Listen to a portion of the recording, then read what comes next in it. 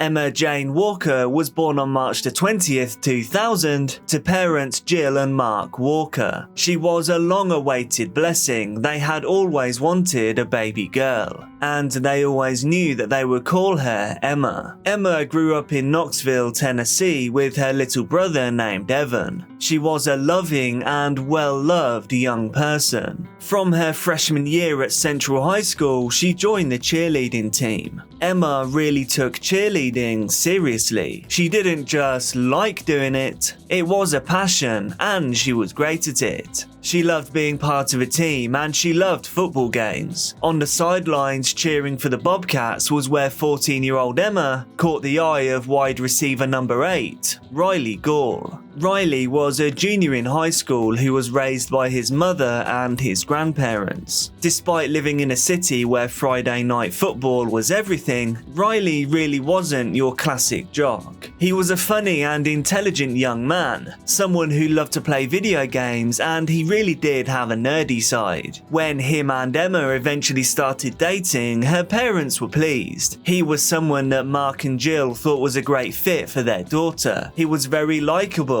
He was well-mannered and a nice-looking young man. Soon, her social media accounts were filled with pictures of them paddleboarding together, embracing and taking silly selfies. They seemed from the outside like the perfect pair, but Emma's friends and family soon realized that Riley had a dark side. Behind closed doors, Riley wasn't as perfect as he first appeared. He got more possessive and clingy towards Emma. He wouldn't let her do certain things, not wanting Emma to hang out with anyone but him. He also would comment on what Emma wore, dictating on what she could and couldn't put on. Their 2-year relationship was nothing short of tumultuous. Emma and Riley would often have dramatic fights and would frequently break up. Riley took to social media, sending Emma horrible messages on Snapchat, such as, "I hate you, I hate everything about you, and you're the biggest bitch I've ever come into contact with. You're dead to me, I'll check the obituary." But teenage love is fickle, and as quickly as they'd break up, they would then get back together with Riley love-bombing her. Parents Mark and Jill, however, were now less than impressed. Emma had shown them some of these vile messages. They immediately banned Riley from their home and took away Emma's cell phone. They'd seen a change in their daughter when she was with Riley, and this change wasn't a good one. In their eyes, he wasn't right for Emma. In the fall of 2016, Riley went off to Maryville College, just 17 miles south of Knoxville. This left Emma just starting her junior year in high school. Mark and Jill decided to resort to drastic measures. They grounded their daughter in an attempt to keep the couple apart. She was not allowed to leave the house unless it was for school, work, or cheerleading. But to their surprise, Emma realised that she did indeed deserve much better than Riley. Around Halloween time that year, Emma decided that she had had enough of their dysfunctional relationship. She ended things with Riley once and for all. Little by little, her parents began seeing changes in their daughter. She was turning back into the old Emma now that she was out from under Riley's thumb. She would come out of her room, eat dinner and socialise with the family, something she hadn't done for a long time. However, kind of predictably, this breakup didn't sit well with Riley. He took drastic measures to get Emma's attention, and this wasn't just repeated phone calls. There was an attempt on his own life, and an occasion where, bizarrely, he faked his own kidnapping. Yes, you heard me right. Emma was at a party at a friend's house. She was loving her newfound freedom without Riley breathing down her neck. At around 11:30 p.m, however, Emma received a text message from an anonymous number. The message read, "Go to your car with your keys. Go alone. I've got someone you love. If you don't comply, I will hurt them eventually." There were more messages and they got more and more menacing. Another one read, "If you'd like to hear his crying and screams, give him a call." However, Emma wasn't dumb. She just suspected that maybe Riley had something to do with this, especially since he knew she was out at a party enjoying herself. Emma and her friends then went outside. There they saw Riley laying face down in a ditch. Now guys, I know I shouldn't laugh at this stuff, but if you actually picture this happening, it is absolutely crazy and undeniably pretty funny. Anyway, back to the case. Riley then claimed that he'd been kidnapped, but he couldn't remember anything about it because his captives had hit him on the head. But, obviously, Emma wasn't buying any of his story. She knew that this was a cry for attention and she just walked away. She left Riley stood there looking foolish. Riley didn't take this as a sign to give up, however. The very next day, Emma saw a man dressed in black outside of her house. Terrified, she reached out to the only person she knew that she thought could help, Riley Gall. She said to him, "I hate you, but I need you right now." To which he replied, "I'm coming, I'm speeding, just give me a minute." When mother Jill Walker arrived home just a short time after, she saw Emma outside with Riley. And remember, Riley was banned from their house, so she was understandably furious. Jill demanded that he leave and she suggested to Emma that the man in black had probably just been Riley all along. And I for one agree with Jill. Afterwards, Emma texted her friends. She said, "I'm home alone and somebody in black walked down my street and came to my door and rang the doorbell over and over again. I thought I was going to die." Little did Emma know of the foreshadowing that this message held. The following day, November the 20th, Emma went to her Sunday shift at a supermarket in town. Her parents followed her to work and back to ensure that she was safe. They did this because Riley had a history of waiting around for her in the parking lot. Apparently, he would just wait outside for hours. But on this occasion, he didn't. And later that night, things seemed to go back to normal at the Walker household. Emma texted her friend about a homework assignment. Then she went to bed a little after midnight. Sadly, this was the last time that her parents would ever see her alive. At 6 a.m. on Monday, November the 21st, Jill went into Emma's room to wake her up for school. Emma was unresponsive. As she got closer, this mother realized her beautiful daughter wasn't just sleeping late. In fact, she wasn't sleeping at all. Emma Walker was unresponsive and no longer breathing. I just tried to wake up my daughter for school, and she has no pulse. How old is she? She's 16.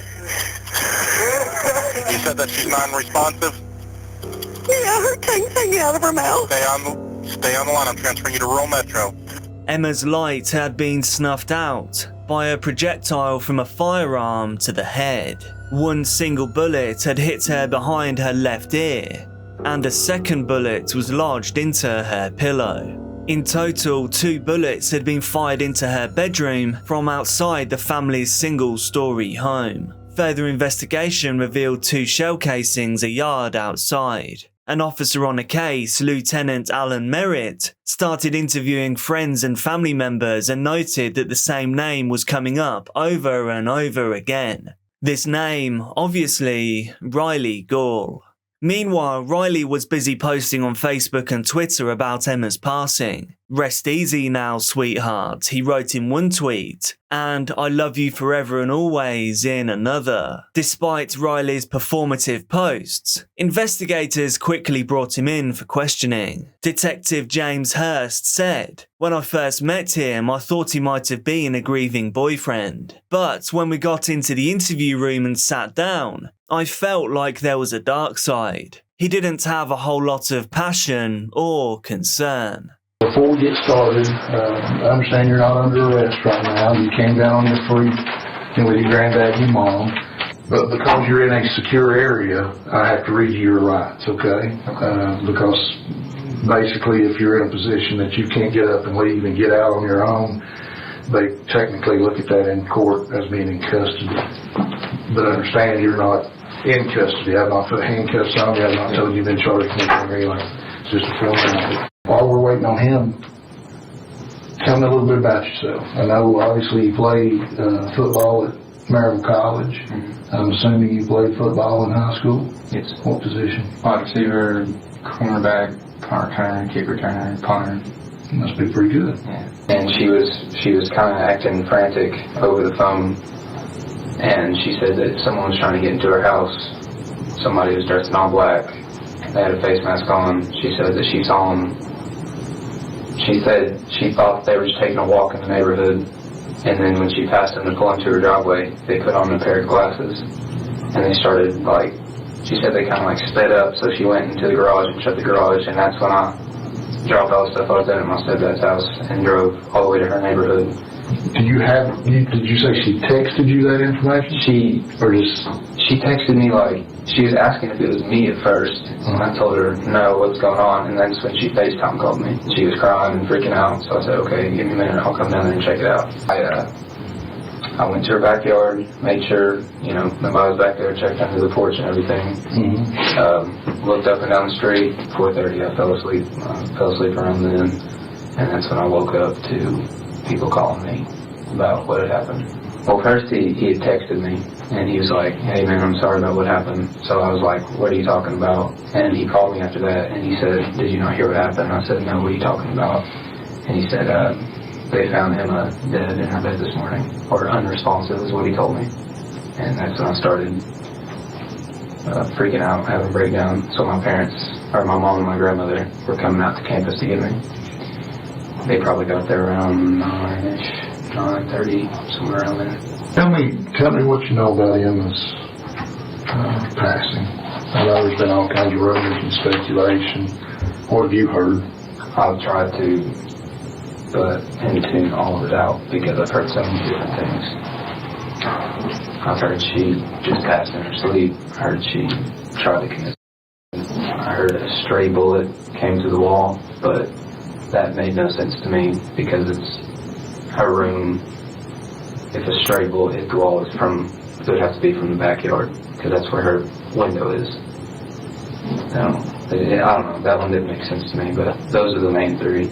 Riley told the police that he'd been trying to speak with Emma that weekend, but allegedly she refused to engage with him until he helped her write a paper. He went on to claim that on Sunday night, he used one of his friend's phones on campus to call her. He said that this conversation didn't go very well. Supposedly, Emma blocked the number after she was abusive towards Riley. Afterwards, Riley told detectives he went over to his grandparents' house, but he said it was only a brief visit and then he drove back to his college. Once he was there, he said he cried in his car for 2 or 3 hours before going to bed. Riley's interview was disconnected.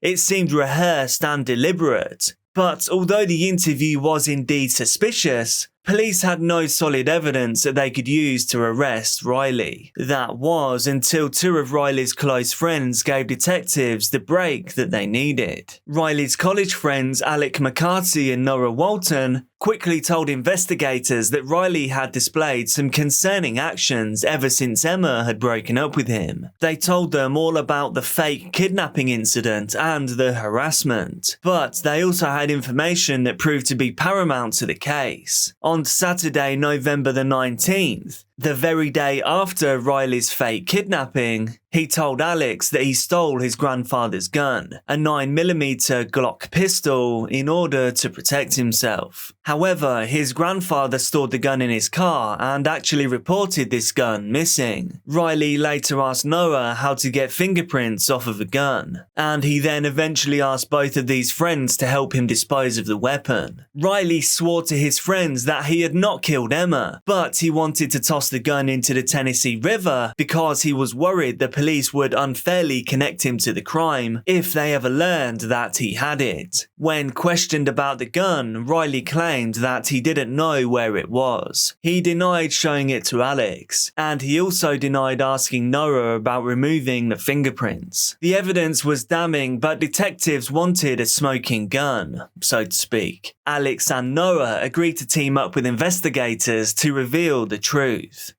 And like something from a movie, they were fitted with cameras and microphones. And then they participated in a sting operation. During this operation, they accompanied Riley to dump the gun that he'd used to kill Emma. What you are about to see is really some of the most crazy footage I've ever seen.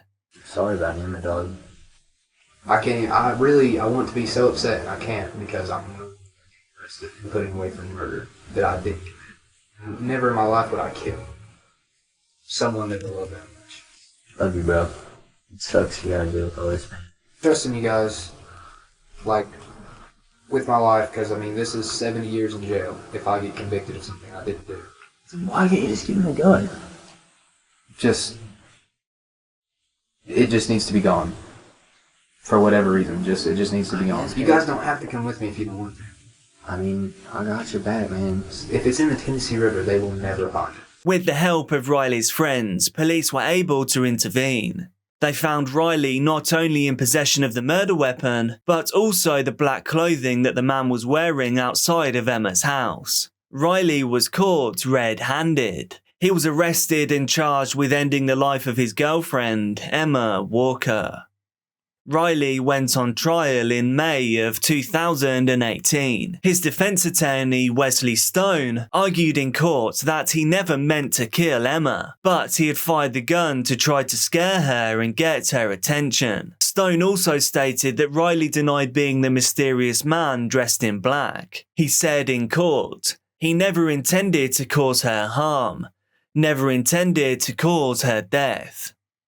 After just 5 hours of deliberation, jurors found Riley guilty of first-degree homicide as well as stalking, theft, reckless endangerment, and being in possession of a firearm during a dangerous felony. In the state of Tennessee, a first-degree murder conviction carries an automatic life sentence. However, Riley's sentence allows a possibility of parole after 51 years. The sentence imposed for the additional convictions adds up to a little more than a decade. However, these sentences will run at the same time as the life sentence. Essentially, they are purely symbolic. At his sentencing hearing, Riley told Emma's family that he wanted to scare her. I never meant to take Emma's life. Words that obviously offered no comfort to those that loved Emma so dearly. Bianca Michelle Devins was born on October 2nd, 2001. Her mother Kim was young, having her at just 18 years old. But she was a great mother and she doted on Bianca. 2 short years later, Kim and Bianca's father Mike welcomed a second child, Olivia. Bianca and Olivia were thick as thieves throughout their childhood in Utica, New York.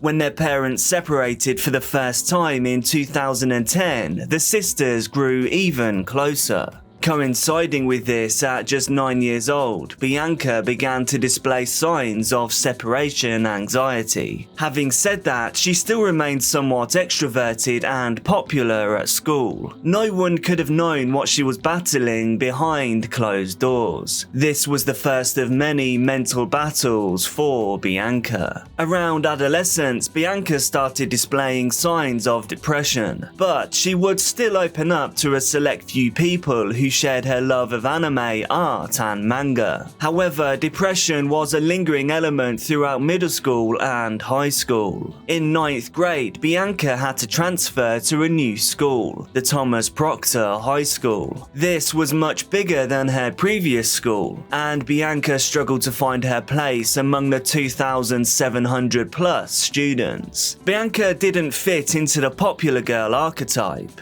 with her style leaning more towards emo or alternative. Her struggles had progressed so far around this time that it was a major hurdle for her to even get to school in the morning at all. On some days, she would simply say, "I can't do it," and wouldn't go. On other days, she would manage to get to school, but would have to be sent home early. To make things even worse, she also became triggered by loud noises and shouting at certain times. This led to pretty frequent panic attacks.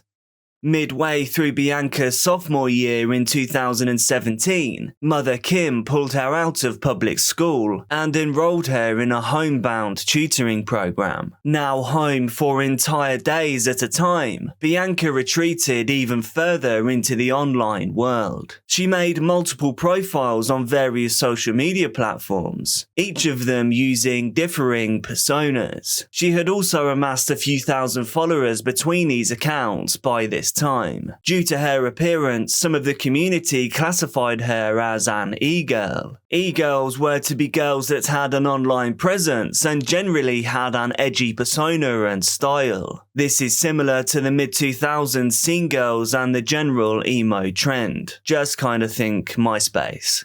She found solace in this online world while it felt like her real world was falling apart.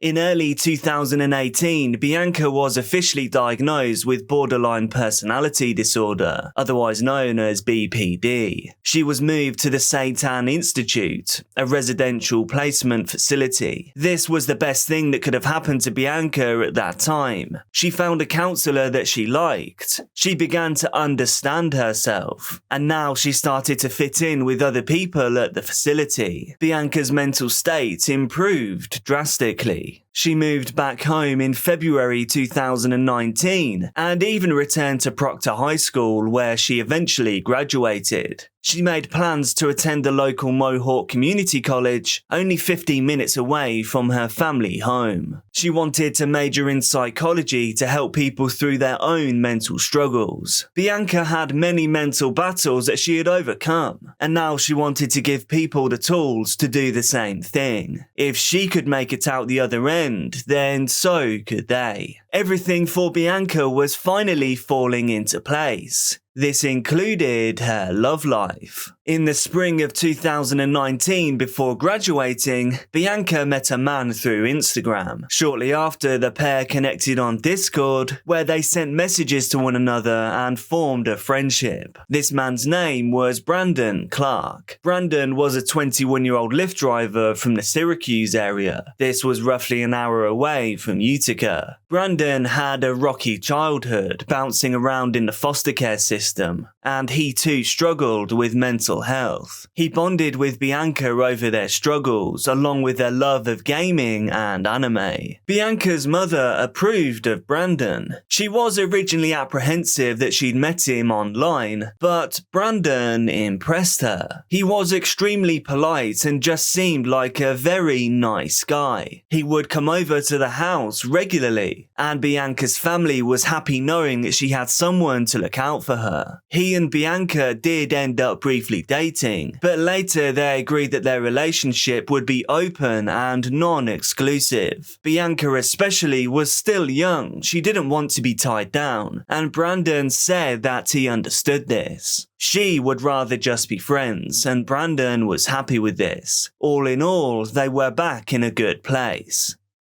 On July the 13th, 2019, Bianca was going to a concert to see Nicole Dollenganger. She was an up-and-coming gothic folk singer. Bianca was attending the concert with Brandon, and the pair of them would be meeting a guy that Bianca had met online through Discord. This new guy was called Alex and was from Jersey City. Alex was older, but Brandon would be there, so no one was particularly worried. On that day, there was nothing untoward. At around 2:30 p.m, she hugged her mother and said, "I love you," and departed for the concert. She sent a text to her mother at 7:30 p.m, a non-eventful message about parking spaces at the concert. But little did her mother know, this would be the very last time that she would hear from her daughter.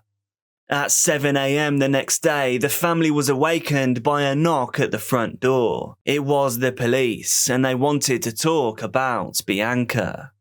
The previous day, Bianca and Brandon made it to the concert on time and in great spirits. Things were going great. Until, that is, they met Bianca's online friend, Alex. There, the whole mood shifted. Brandon could feel a change and he didn't like it. He didn't want Alex there, and he definitely didn't want him near Bianca.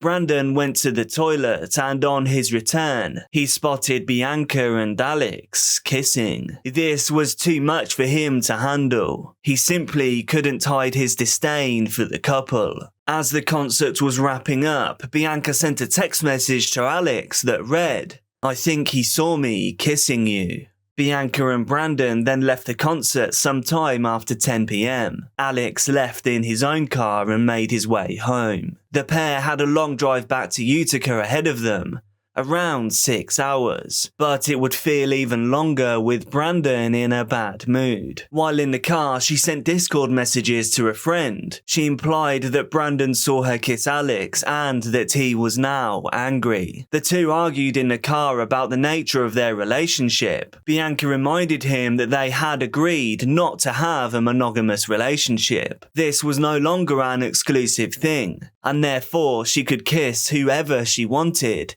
as could he. She knew the argument was far from resolved, but she'd said everything she wanted to say. They could talk more in the morning. With that, she fell asleep in the back seat whilst Brandon drove.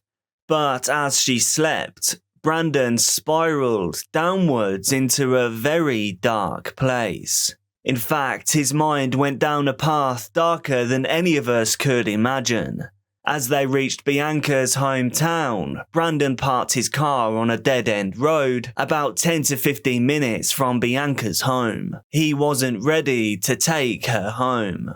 Instead, he took to social media with a number of chilling posts. One of his posts read, "Here comes hell. It's redemption."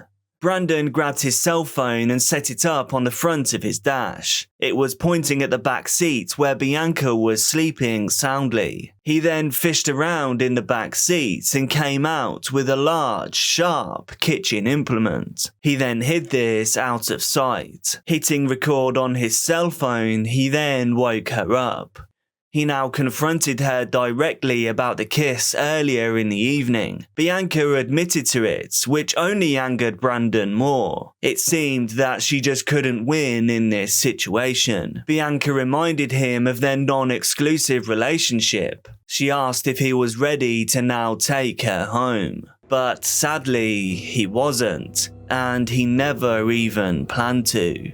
Brandon launched a surprise attack on Bianca, grabbing the sharp implement and tearing into her throat. She struggled and fought back, but she couldn't hold him off. During this frenzied attack, her head was almost completely removed. A sick, frenzied attack that he filmed for his own amusement. Bianca simply couldn't escape her tragic fate. After she was no longer breathing, he left her in the back seat of the car and built a bonfire. If it was to burn the body, he never actually got around to it. After some time, he staged her body on a tarp whilst playing the song Test Drive by the artist Joji, a rapper and former internet personality. The song describes a failing relationship as the singer looks for something long-term while the girl isn't as invested. He then took photos of Bianca's body and posted them across social media. He posted one of her body with the caption, "I'm sorry Bianca," to Instagram, and another on Discord with the caption saying, "Sorry f***s, you're gonna have to find someone else to orbit." He then called numerous family members followed by the police to reveal his location. To replay this message, press 4. To get... Hey Graham, it's Brandon. I hope I would be able to reach you, but I guess I'm not able to, so I know this is going to come as kind of a surprise, at least to you it isn't to me, but I killed someone today. I killed my girlfriend. Well, she's supposed to be my girlfriend, but she cheated on me, and I just... In his call to the dispatcher, Clark said, There's going to be there's a murder. Okay. On Post Street, you said? The end of Post Street, yes. Okay. Very end of Post Street. Okay, what's your name? My name is Brandon. The victim is Bianca Michelle Devins. Yeah. What are you wearing? It doesn't matter. Okay, well, I just want to talk to you, okay?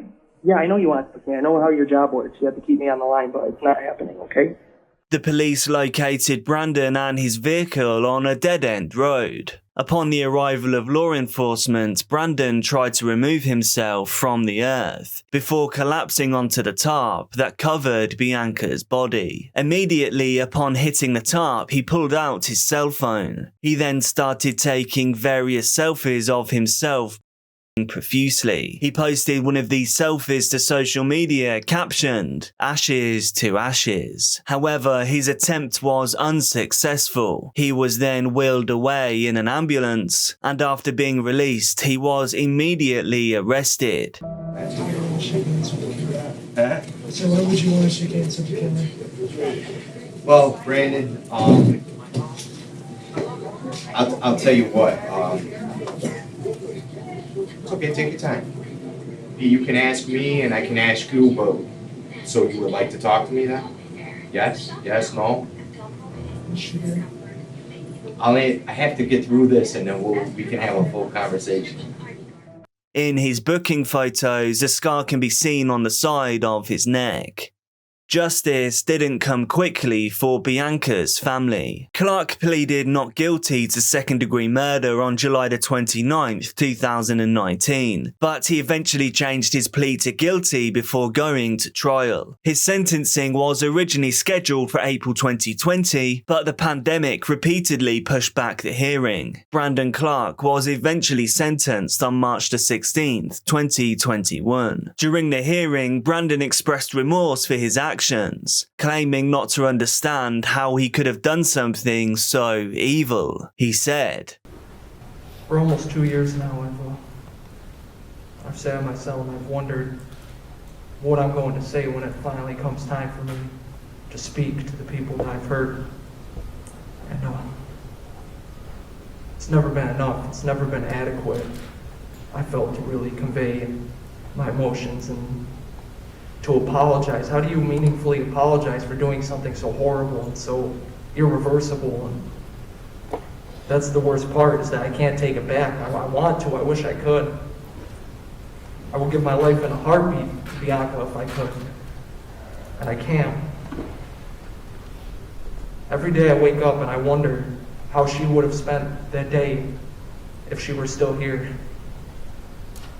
Every day I wish that I could do more than just wonder. And I hate myself for what I did to her. I don't know why. I don't understand how I could do something like that. I don't even know who I was that day, and it disgusts me.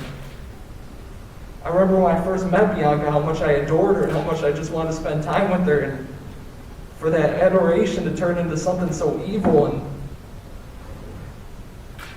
it's like a nightmare. Every day I wish I could wake up and just have it not be real, have it not be me. The evidence, however, showed that Clark was clearly a disturbed individual. Despite the argument that this was a crime of passion, he came prepared that night with a sharp kitchen implement. He had a checklist on his phone of what he had planned to do on the day of her death. This included changing his Instagram bio to display his date of death and posting the Fight Club quote, "This is your life and it's ending 1 minute at a time." His internet search history was also disturbing. He looked for things such as how to cut through the carotid artery, how to choke someone out, and how to incapacitate someone. He also had hundreds of photos of Bianca on his various devices. He checked on her social media daily. This was a man utterly fixated on a woman, completely obsessed, and he was enraged when she showed interest in someone that wasn't him. He was given a life sentence with a minimum of 25 years without parole. Months pass and I'm still not processing it. trying so hard to do anything that will keep my mind off the fact that my sister is gone. Distractions are only temporary though, so when reality set in, that is when I realized this is no longer a nightmare. This is my life. Bobby Ann McLeod lived with her parents Donna and Adrian, along with brother Lee in Liam. Liam's a lively coastal town located in the southwest of England. She was a friendly and well-liked teenager, someone that loved music. Her AirPods were often in her ears. She enjoyed Pink Floyd, Nirvana, Green Day, Queen and AC/DC. She was rarely seen without her phone in her hands. She was almost always with her friends or her boyfriend, Louis. Anyone that knew the pair said that they were head over heels in love and would be together forever. And at 18 years old, they still had forever ahead of them. On November the 20th, 2021, it was a normal day in Liam. Bobby Ann, now 18 years old, was planning on meeting Louis as well as their mutual friends in Plymouth. At around 5:45 p.m, Bobby Ann left her house. She then headed to the nearest bus stop. This stop was on Bampton Road. It was just a few minutes walk from her house. This was a walk she'd probably done hundreds if not thousands of times before. As she left, she told her father that she loved him. She said to him that she was going into town. It only took Bobby Ann a few minutes to get to the bus stop. After all, she knew this route like the back of her hand. 90 minutes or so after Bobby Ann had left the house, her mother Donna sent a text message to her. She asked if she was okay and if she had gotten to where she had planned to go. We can call this mother's intuition. Without an answer, a worried Donna tried to call her daughter, but Bobby Ann wasn't answering her phone either. It was another hour or so before Bobby Ann's boyfriend called her parents and asked if their daughter was home. Bobby Ann hadn't shown up for their date, and all of his calls were going straight to voicemail. He just wanted to check if everything was okay at home. But, as we know, it wasn't. Bobby Ann's parents' mounting worry now left them fraught with panic. After calling all of Bobby Ann's known friends and realizing that no one knew where she might be, they began to realize that something bad might have happened to her. They immediately phoned the police to report her missing. On November the 21st, police and volunteers were canvassing the area. They were looking for any sign of where she could have gone. Leaflets depicting Bobby Ann were distributed throughout the city. Her disappearance was reported both on social and traditional media. Her brother Lee wrote on his Facebook page, "I'm begging every single person in Plymouth to help me search everywhere. Searching for everything, please, please people. If you hear anything or see anything, tell me."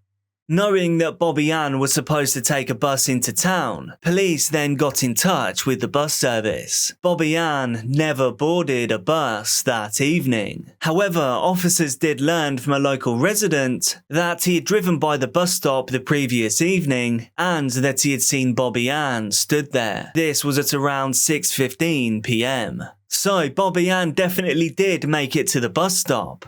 So what stopped her from actually getting on the bus?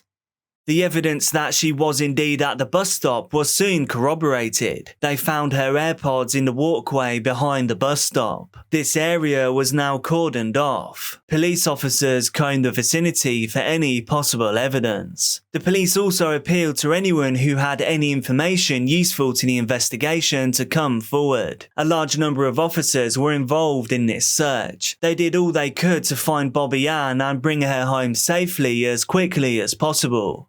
Investigators attempted to trace the location of her cell phone. This search revealed that her device was in the city limits, but they could not find out exactly where. All calls to Bobby Ann's number were forwarded to voicemail, and that very same day the phone was handed in to the police. It was given to the police by the driver of the bus that was on the route where the bus stop that Bobby Ann disappeared from was located. As it turned out, a local resident came to the same bus stop stop at 7:15 p.m. the previous evening. There he found the phone and an AirPods case. Then at 7:23 p.m. a bus arrived. The man then handed over the items to the bus driver, assuming that the owner would soon come looking for them. When the bus driver saw the next day that Bobby Ann was missing and that she was last seen standing at that bus stop, he contacted the police to hand over the items. This was bad news for the family of Bobby Ann. She was an 18-year-old after all. There's not many 18-year-olds that would leave their phone and AirPods in a bus stop. The chances of her doing this by choice were slim to none. The next evening, November the 23rd, the police made a breakthrough. But it was a breakthrough that nobody wanted.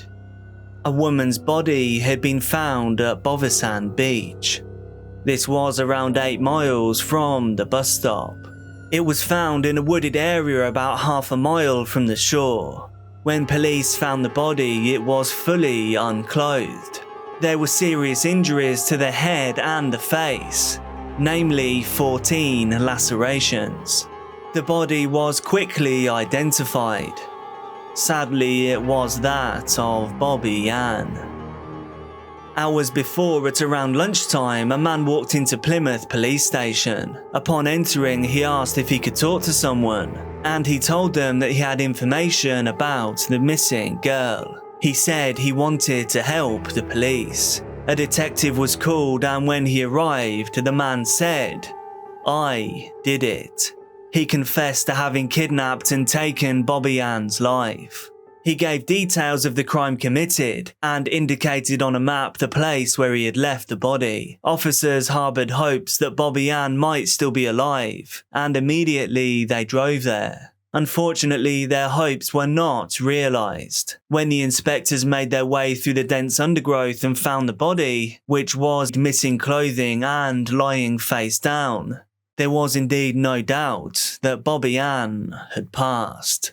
Now they needed to get to the bottom of why. The man that entered the police station was 24-year-old Cody Ackland. He was immediately arrested after confessing to the crime. He was the son of an ex-military man. He stayed with his mum after his parents got divorced. In fact, he lived with his mum only a few miles away from the bus stop where Bobby Ann was last seen. A lawyer issued a statement on his behalf that read, "I take full responsibility for Bobby Ann's death." Ackland also said in a statement that he had never met the victim before that evening. He confirmed that he was the one who had abducted the girl from the bus stop. His car, his phone, computer and several other items were seized by the police. To anyone who knew Cody Ackland, he seemed like a good guy. He was the guitarist and songwriter for the local indie rock band Rakuda. On the outside, Cody was just a happy-go-lucky man who loved his band and his music. No one knew that Cody was also extremely interested in serial killers from around the world. His personal list of idols included Joseph DeAngelo Jr., Andre Chikatilo, Ivan Millett, Fred West, and Tommy Lynn Sells. However, number one on his list was Ted Bundy, a serial killer known for slaying more than 30 victims. It was Ted Bundy and his atrocities that Ackland researched in horrific detail. Investigators uncovered 3,216 images on Ackland's phone. Many of them had a disturbing and dark nature reminiscent of horror films. In the days and weeks leading up to Bobby Ann's death, Ackland's internet searches for serial killers became more frequent. He also browsed for remote locations on Dartmoor and for potential weapons. On the day of Bobby Ann's abduction, Cody Ackland was visiting the website of an online sports store. But he wasn't looking for the sake of a hobby. He was looking for ways to get away with killing someone. He browsed baseball bats, ski masks and waterproof clothing. However, he never made a purchase. Despite his clandestine hobbies, Cody Ackland had never come to the attention of the police, nor had he been in any trouble with the law before. But on November the 20th, that changed dramatically. Bobby Ann was an accidental victim who, by an evil coincidence, ended up in the way of Ackland, who that evening had decided to search for prey. He recounted his version of events to the investigators. A story that is not easy to listen to. Bobby Ann arrived at the bus stop at about 6:15 p.m. Cody, who was driving a Ford Fiesta around the neighborhood, spotted her waiting alone. As he later told detectives, Bobby Ann resembled his ex-girlfriend in appearance. But he said that resemblance was not the emotional trigger that motivated him to attack. In my personal opinion, that is a weird thing to include in a confession if there was not some truth in it. He said he was simply looking for a victim and wanted to carry out his long-held plans, his twisted fantasies. If Ackland had not come across Bobby Ann, he claimed he would have still carried out his plan. He said the victim could have been anyone, regardless of gender. However, on that evening, he saw Bobby Ann. He parked his car in the road just behind the bus stop. After watching her for a few minutes and making sure that no one else was around, Ackland took his pre-purchased hammer, crept up to Bobby Ann, and struck her twice in the head. Thinking that she had already passed, Cody returned to his car and was about to leave the scene. At this point, it was all over. His mission was accomplished. However, this is not where the story ends. It continues down a darker path. As Cody drove away, he saw that Bobby Ann was still alive. She was bravely fighting to stand up. Now panicking, he went back to the bus stop. He grabbed Bobby Ann, and he bundled her semi-conscious body into the footwell of his car. He then drove her 20 miles away to a forest in Dartmoor. They arrived at a car park in the middle of a wooded area at around 7:45 p.m. His plan was to simply leave the body there, but Bobby Ann was still alive, and amazingly still conscious. But by this time, Cody felt like he was too far in. He just wanted to end it once and for all. He could have taken her to the hospital. Bobby Ann could have survived and even recovered. But instead, he helped her out of the car. Bobby Ann heartbreakingly told him, "I'm scared." To which he responded, "So am I. I've never done this before." He then struck her with the same object 12 more times. Trying to destroy evidence, Cody burned Bobby Ann's purse and her belongings. He now marveled at how the 18-year-old was still able to make a noise. He later sickeningly told the police, "I thought, wow, hats off to you." Even at this stage, he had one more chance to try and save Bobby Ann's life. But again, Cody Ackland did not take it. Instead, he snuffed out her light once and for all.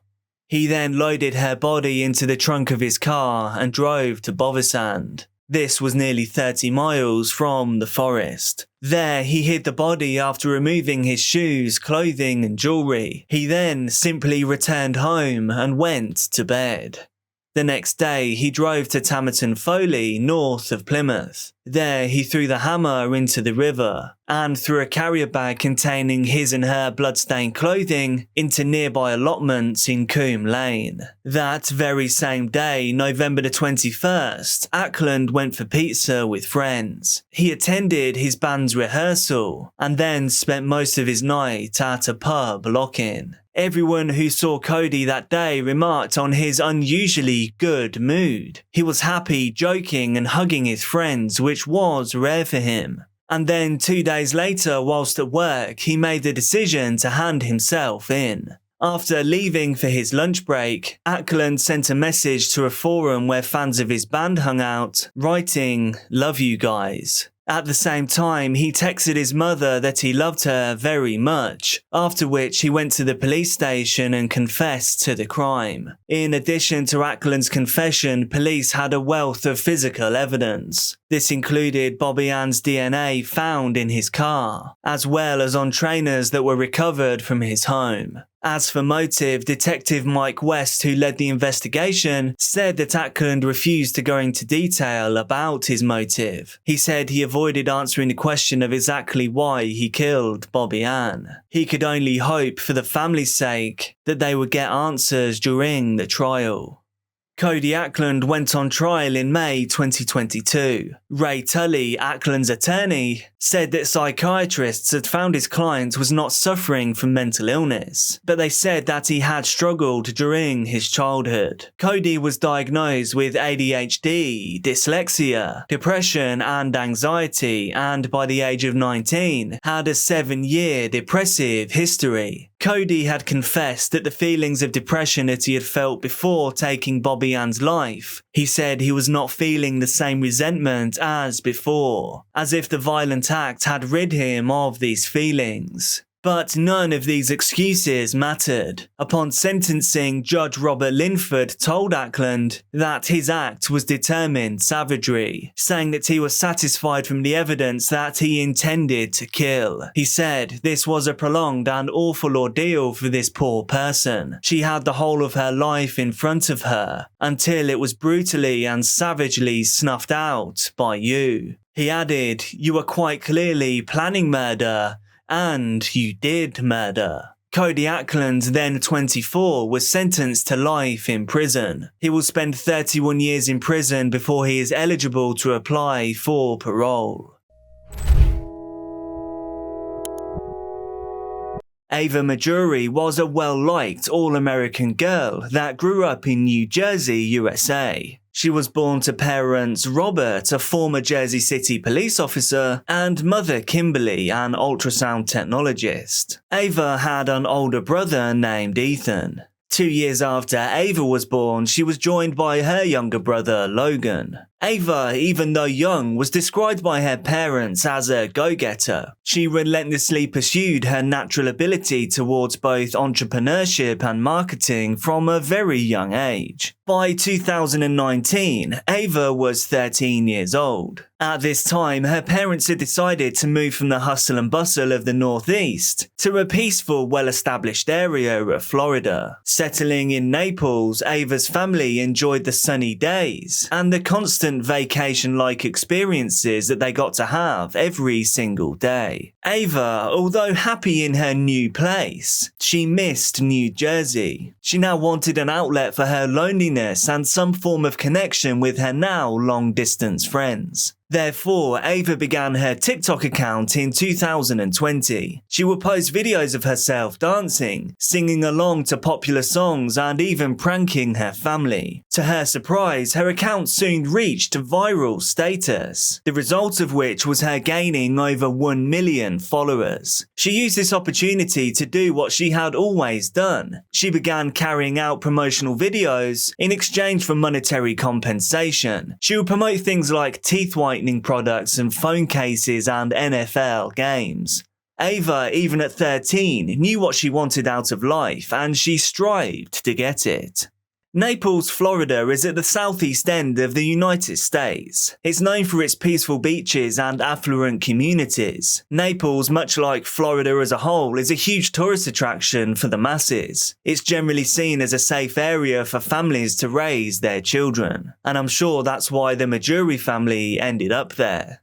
Although Ava attracted friends and other girls her age that enjoyed dancing and singing, 75% of Ava's fanbase were male users. One of these males was Eric Rowan Justin, an 18-year-old fan of Ava who found her account in the early months of 2020. This was at the height of the lockdown situation that I'm not allowed to name, and Ava was now more active that everyone was in a countrywide lockdown. When he first saw her, he immediately became mesmerized by her. Never mind the fact that she was only 14 years old. While, yes, let me remind you, he was 18. Eric immediately took to commenting on Ava's videos. He would talk about how beautiful she was, and he would say how he just wished that he could meet her. When his comments didn't get the response that he was hoping for, Eric began messaging Ava on all other social media platforms. He would beg for a response from this budding influencer. On Ava's end, she would occasionally see the username, which was EricJustin111, flash across her phone screen as she replied to her fans' messages. But with so many followers, this was nothing that concerned her. She would reply to his messages from time to time, knowing that the more she replied to the fans, the more of a loyal following she would then create. However, as time went on, the messages from Eric would become more frequent and more obsessive. He would message her over and over on all of her various platforms. This included on Discord servers where Ava would play video games with her brothers. Although yes, it was definitely a large volume of messages, Ava, a young, giving girl, tried her best to ignore his advances and continue onwards with her goals. It was soon after this that Ava would begin getting text messages and calls from an unknown number. Disturbingly, she would soon discover that this number belonged to Eric Justin. Confused as to just how he could have gotten her personal information, Ava searched for any avenue that Eric could have ventured to gain her cell phone number. This is how Ava discovered that her friends from both New Jersey and from Florida were jealous of her social media fame. They sold her personal information to Eric Justin, sold in exchange for completed math homework or Venmo payments. If that doesn't sound like something from a Netflix teen drama, I don't know what does.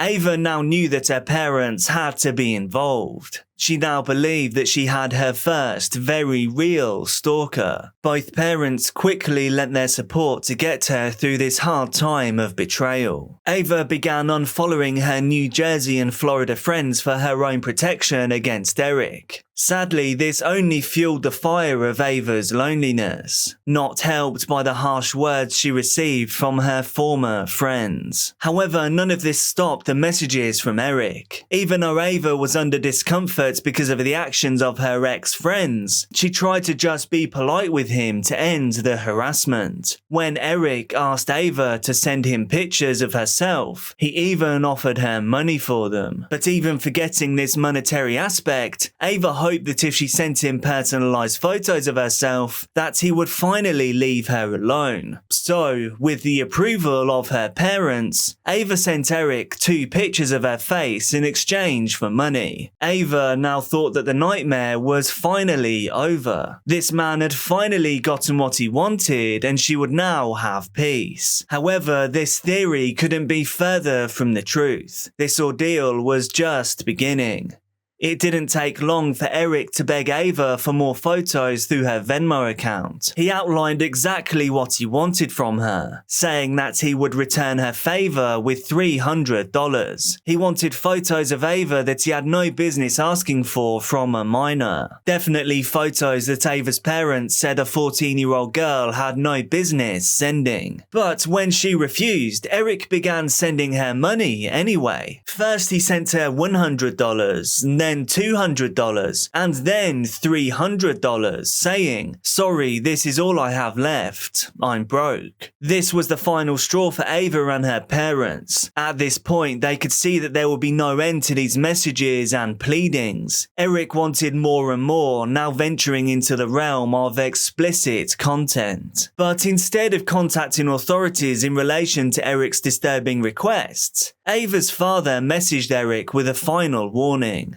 Ava's father sent a text message to Eric's cell phone telling him to leave her alone. He sternly explained that Ava was still a minor, and he said that Eric was never to contact her again. Eric had been blocked on all social media from the subject of his obsession. This was something that he simply couldn't bear. He now turned back to the people that Ava knew. He wanted to gain even more personal information about her. However, he couldn't get it and he became more and more angry as he didn't find what he was looking for. But finally, Eric had contacted one of Ava's classmates and asked if he had a firearm. He shared his plans for attacking her in retaliation for her rejection. These disturbing text messages ultimately made their way back to Ava and her family. This understandably shook them to their very core. Ava immediately contacted the classmate that talked to Eric. She had to double check that all the information she had was correct, and if there was any more information she needed to stay safe. After this, Ava and her parents researched Eric Justin's identity extensively. They discovered that he lived in Maryland. This was a state across the country. Maryland was far enough away that Ava's parents felt that she was out of harm's way. They now just called Eric another keyboard cowboy, believing he was simply someone who bullies behind a mask of a screen and never acts on what they say. July the 10th, 2021 was just like any other day. Ava was in her room engulfed in her social media business, when suddenly she heard a loud boom. Ava looked up to see a hole in her door. She instinctively, immediately knew what was happening. She felt it in her chest. Eric Justin had found her. Not only that, he had just shot a bullet right through her front door. She ran through to the bathroom that's connected to her and her brother's room, simply trying her hardest to get away from the immediate threat. Father Robert had also heard the commotion. He bolted from his bedroom, running towards the front of the house. Mother Kimberly was close behind him. Father Robert peeked outside to see a teenager wearing a blue vest. He also had earplugs and glasses, and he was standing in his front yard. Most disturbingly, he was holding a large firearm, but luckily, it was jammed. Robert knew exactly who this teenager was, and this father was going to make sure that Ava would be protected from Eric Justin at all costs. When Eric saw Ava's father at the front door, he began to retreat. Perhaps this ordeal was now over, if, that is, we forget a father's protective love for his daughter. Robert was not going to let Ava's assailant get away so easily. He then ran outside after him. Robert, however, fell and injured his knee, laying there thinking of what to do next as Eric was running away. He decided to drag himself back inside the house and retrieve a firearm of his own. He waited by the front door as the family waited for police to arrive. Meanwhile, Ava and her two brothers hid in their parents' bedroom at the rear of the house. Whilst there, Ava's brothers said the words, "This is all your fault." But now was not the time for blame. The family waited to see what would happen next. Before the police could get to the house, Eric Justin returned. His firearm was now once more in working condition. Father Robert stood in the doorway to his house, screaming at Eric to drop his weapon. Eric now saw the firearm in the father's hand, understanding exactly what he was threatening to do. Robert watched as Eric raised his weapon, and a shot rang out through the neighborhood. A shot that would end a life. It was there, in Ava's front yard, that Eric Justin would take his final breath, losing his life in the pursuit of a sick and relentless obsession.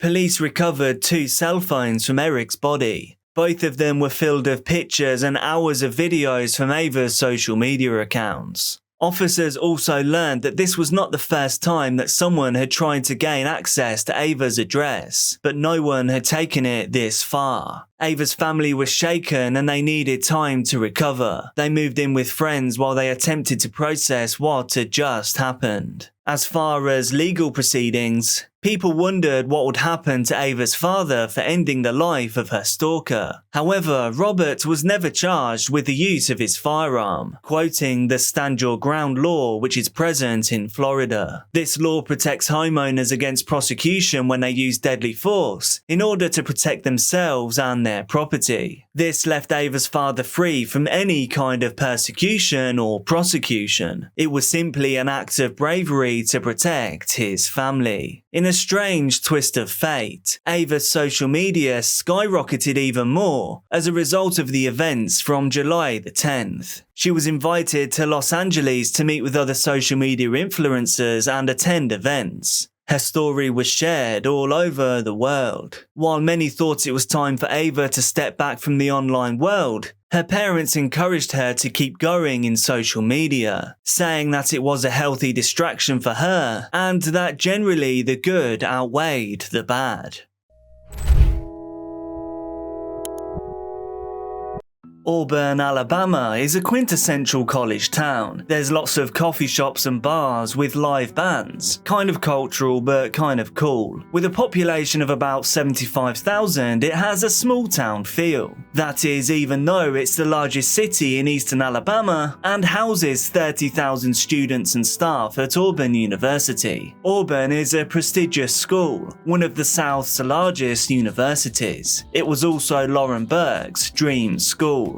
Lauren Ashley Burke was born on December 30th, 1989. She was born in Marietta, Georgia to parents Jim and Vivian. She was a happy girl who always looked on the bright side of life. It was said if you looked into her eyes, you just saw happiness. Along with her boyfriend Sean, she was in her first year at Auburn University. It was just 2 hours from her hometown, and it was the perfect school for someone planning a career in photography and marketing. She lived in an off-campus residence hall, and whilst at the university she became a member of the Delta Gamma sorority. She was doing college life right, and on the surface it looked like she was living the perfect life. Lauren was really just getting started.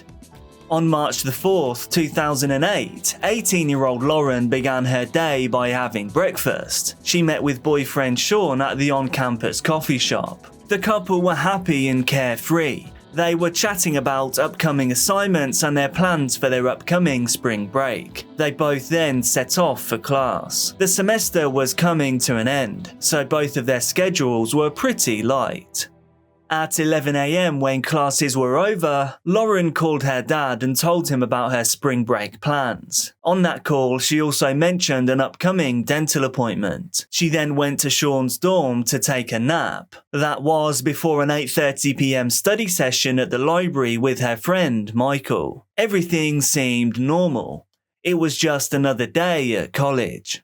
At around 8 PM, Lauren left Sean's and walked to her black 2001 Honda Civic, a car that was parked near the back of a parking lot near his dorm. The library wasn't far and she knew Michael would be waiting for her. 8:30 PM came and went, and Lauren strangely did not show up at the library. Michael called Lauren to see where she was, but she didn't answer. Panic began to rise. Where was Lauren?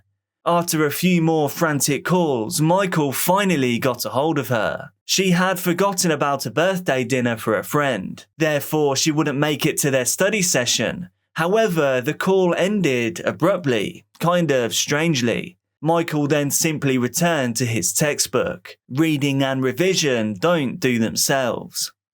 At around 9 PM, 5 miles north of Auburn University, several motorists were driving along Highway 147. There, they saw a horrifying sight in the road. Near the left turn for Lee Road 72, there was a girl on the road. She was completely unclothed and crying. Her body was covered in road rash and she was waving her arms at them. The motorists stopped and blocked the traffic from both directions. When they got out of their vehicles, they found the girl lying on her back in the middle of the road. Red vital fluid was everywhere. She was taking deep, slow breaths and was gasping for air. The motorists called 911. A police unit rushed to the scene. They arrived there at 9:12 PM. But sadly, already, it seemed that it was too late. The girl in the road was unresponsive. They started CPR until EMS showed up and took over. However, the girl no longer had a pulse or a heartbeat.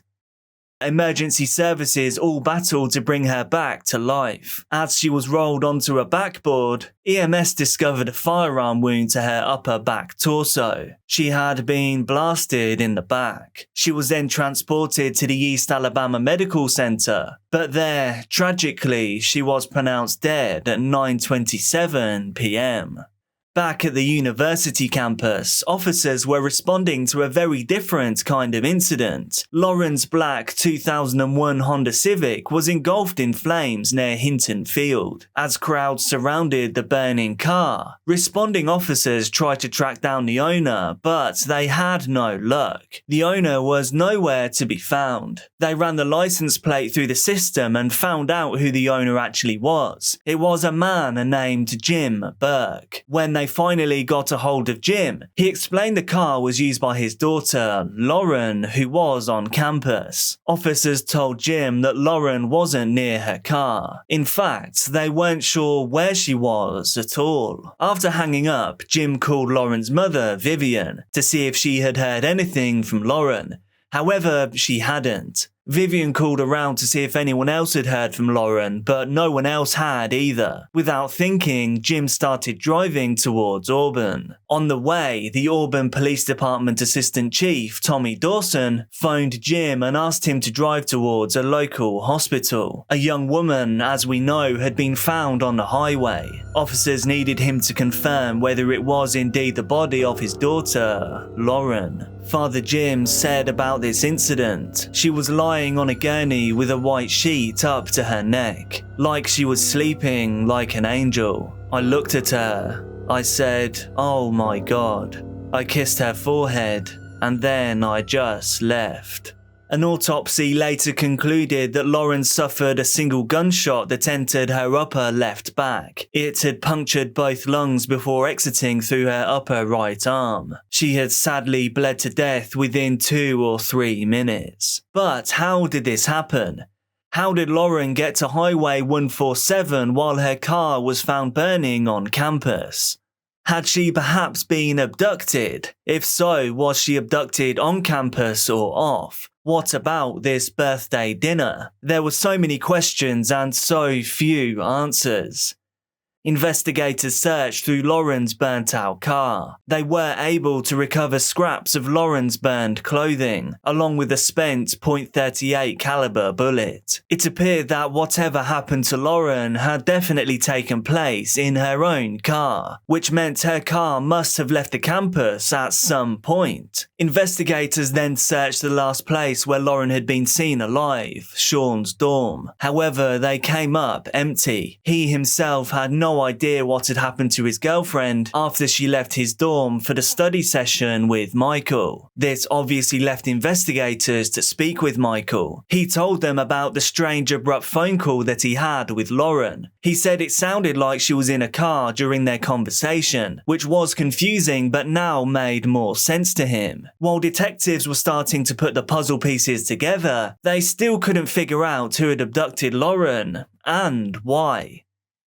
2 days later, on March the 6th, there were still no answers. But luckily, investigators soon had a strong lead. Whoever killed Lauren had also taken her debit card. And in this common, classic mistake, they used it in multiple locations on the night of her passing. At 9:17 p.m, just 5 minutes after police responded to the call about the motorists finding Lauren, her credit card was used to buy around $15 worth of gas at a station on the very same road where she had been found.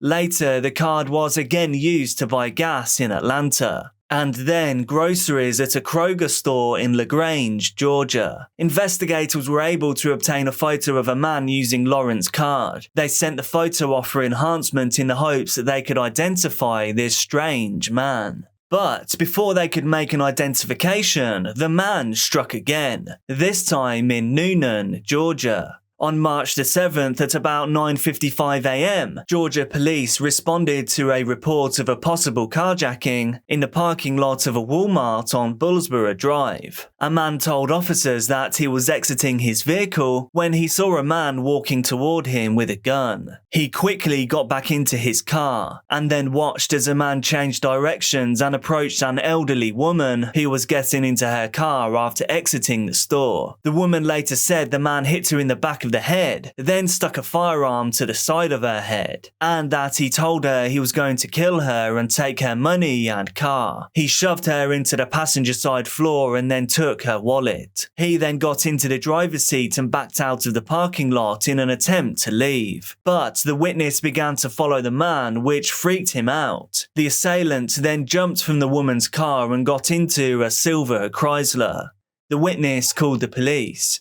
Walmart loss prevention employees were able to provide officers with a tag number for the silver Chrysler. The tag on the vehicle was registered to a 23-year-old man named Courtney Lockhart. It gave an address in Smiths, Alabama. Approximately 30 minutes later, police issued a be on the lookout or BOLO for Courtney's vehicle. They received a call from Phoenix City, Alabama police. They had located him driving the silver Chrysler.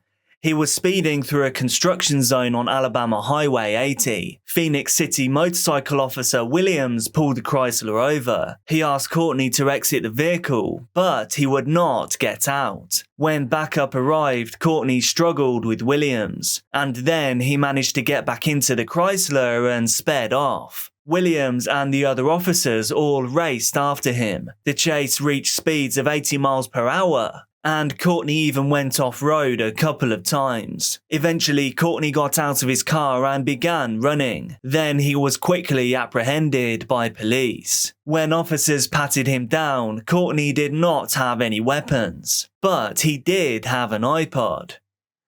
After he was taken to the station, he was interviewed about the robbery and kidnapping that had occurred at Walmart earlier that day. Courtney then admitted to everything. When he was done confessing, investigators looked over the iPod that had been found on Courtney during his arrest. That iPod belonged to Lauren Burke. Auburn detectives were called in to interview Courtney about Lauren's murder. Surprisingly, he waived his rights and gave a full confession. Courtney told detectives he had no intent to end her life. He had only ever wanted to rob her. He explained that in the morning hours of March the 4th, he realized he needed gas for his car, which he was at that point living out of, but he didn't have any money. In his mind, this meant he would have to rob someone to fill up the tank. So he drove around the Auburn area all day looking for a victim. I don't mean to make light of this, but if I needed money for fuel, I would probably think of a more fuel-efficient way to do this, rather than driving around. But back to the case. In the evening hours, Courtney went to Auburn University campus and drove around there. After a while, he ended up stopping in a parking lot on top of a hill. He then watched as Lauren walked up to her car and slowly opened the driver's side door. Courtney then got out of his own car, firearm in hand, walked up behind Lauren, and told her to get into the car. Courtney said he shoved her in and she climbed into the passenger seat. He got in the driver's seat and asked how much money she had. He said Lauren didn't say anything at first. She just screamed. Courtney told investigators that he stayed calm, stating that he didn't say anything until she finally calmed herself down. Once she was no longer screaming, Lauren handed over $200 in cash and begged to leave, but Courtney didn't let her. Instead, he put the car in drive and took off. He made sure to keep his firearm pointed at Lauren at all times, while they sped north out of town. Bizarrely, Courtney said he told Lauren to take off her clothes. At first, she wouldn't do it, but eventually she did after he threatened her some more. And in a moment of real mental gymnastics, he explained that he did this not because he wanted to assault her, but because he thought she'd be less likely to escape if she was completely unclothed. As they drove, Lauren's study partner Michael started calling her. He was wondering where she was. After a few calls, Courtney told Lauren that she could answer the phone, but only if she made up an excuse for why she wasn't there. Lauren agreed. She finally answered the phone, and that's when she told Michael she had forgotten about a birthday dinner that had been arranged for a friend, and then she abruptly hung up. Courtney told investigators that as they drove away Highway 147 nearing Lee Road, he made a plan to turn around so they could head back to campus. But it was at this stage that the gun accidentally went off. He said they were both shocked and Lauren started screaming. And then he claimed she suddenly jumped out of the car of her own volition. Courtney said that he kept driving so that he could turn around at the next turnaround point. But there was already another truck turning around there, so he started heading straight back to campus. On the way back, he stopped and filled up Lauren's car with gas. He also splashed some petrol inside the car, then rolled the windows down so he wouldn't pass out from the fumes whilst driving back to campus. He parked Lauren's car in the same parking lot that he had abducted her from. He said that he took $46 of the $200 Lauren had offered him and then left the rest inside of the car. This could suggest that this was never really about the money. However, there was something in the car that took his fancy. He took Lauren's iPod and debit card and grabbed his gun. He left her keys in the ignition and her clothes inside the car. Courtney then set the car ablaze. He then left the campus and stopped to fill up his car with gas using Lauren's cash before leaving town. Now, Courtney was finished confessing, but investigators had a few doubts about his story. Why would he have forced Lauren to leave the campus with him if he only wanted to rob her? Why did he leave most of the money inside her car? It seemed more likely that he wanted to assault her, but he never got the chance to because she jumped out of the car. They also didn't believe Courtney's story that the gun accidentally went off. It would take way too much pressure to pull the trigger. It would take around 5 pounds of pressure if the hammer was cocked and 12 if it was not. Her injuries showed that the gun had been no more than a few inches away from Lauren when she was shot. For Courtney's story to be true, the gun would have had to have been much further away. 23-year-old Courtney Lockhart was charged with capital murder during the commission of robbery, capital murder during the commission of attempted violation, and capital murder during the commission of kidnapping. The prosecution sought the death penalty. Courtney pleaded not guilty by reason of insanity. On November the 8th, 2010, Courtney's trial began in Lee County Circuit Court. The prosecution told the jury that Courtney kidnapped Lauren with the intent of robbing her and that he didn't accidentally kill her. He shot Lauren as she tried to escape, and then he left her for dead. Dr. Glenn King, a forensic psychologist for the prosecution, testified that Courtney Lockhart was absolutely not suffering from any kind of mental disease, nor any mental defect at the time he ended Lauren's life. Dr. King concluded that Courtney was not insane at the time of the murder because he engaged in a series of premeditated actions over a lengthy period of time that were all goal-directed towards the abduction. Courtney cased the area, destroyed the evidence, and fled the area. The defense, however, argued that the shooting was the irrational, unintentional act of a mentally unwell veteran who became impaired as a result of his service. Courtney had served in the army but had been discharged. The defense had multiple people, including Courtney's girlfriend, testify that after coming home from Iraq, he was withdrawn, paranoid, hypervigilant, and aggressive. On November the 18th, after deliberating for around 6 hours over a 2-day period, the jury found Courtney Lockhart guilty of capital murder during the course of a robbery and kidnapping. Jurors also decided on the penalty, whether Lockhart would serve life in prison without parole or be put to death. The jury unanimously recommended that Courtney be sentenced to life without parole. They could have recommended the death penalty, but they chose not to. Following the jury's decision, the judge said he needed some time to come up with a final sentence. Alabama is the only state that allows a judge to override a jury's decision regarding life or death sentences. On March 2, 2011, Courtney Lockhart's sentencing hearing was held. In the end, Judge Walker did not follow the jury's recommendation, and he sentenced Courtney Lockhart to the death penalty. In a vast 28-page single-space sentencing order, Judge Jacob Walker explained why he disagreed with the jury. He concluded that the kidnapping weighed heavily in favor of the death penalty, stating, "Lauren Burke was alone, unarmed, and she was chosen by Lockhart at random. The kidnapping is even more egregious because she was taken from a college campus, a place where students should feel safe, and was forced into her own car. Lockhart forced her to undress and held her at gunpoint in order to prevent her escape." The decision of the judge has been widely debated, and Courtney continues to appeal the judge's decision to override the jury. As of September 2022, Lockhart remains in the Holman Correctional Facility on death row. Maddie Durdant-Hollenby was born on April 21, 1999 in Wimblington, Cambridgeshire. She grew up in a happy family with her parents Steve and Rachel and her younger brother Fabian, who she really doted on. She was bubbly and caring and loved by all who knew her. After graduating from high school, she pursued her passion for marketing and, upon completion of her studies, she joined the company where her dad worked, Alimask. She was talented and going places, and everyone around her could see it. She caught the eye of Benjamin Green, her head of department. At 41 years old, he was 19 years her senior. Ben was born in Dewsbury, Yorkshire, and studied at the University of Manchester, where he met his future wife. Although they later divorced, he maintained a positive relationship with the mother of his 3 children. Ben wasn't just interested in Maddie for her marketing eye. Since his divorce, he had several flings with young and attractive women.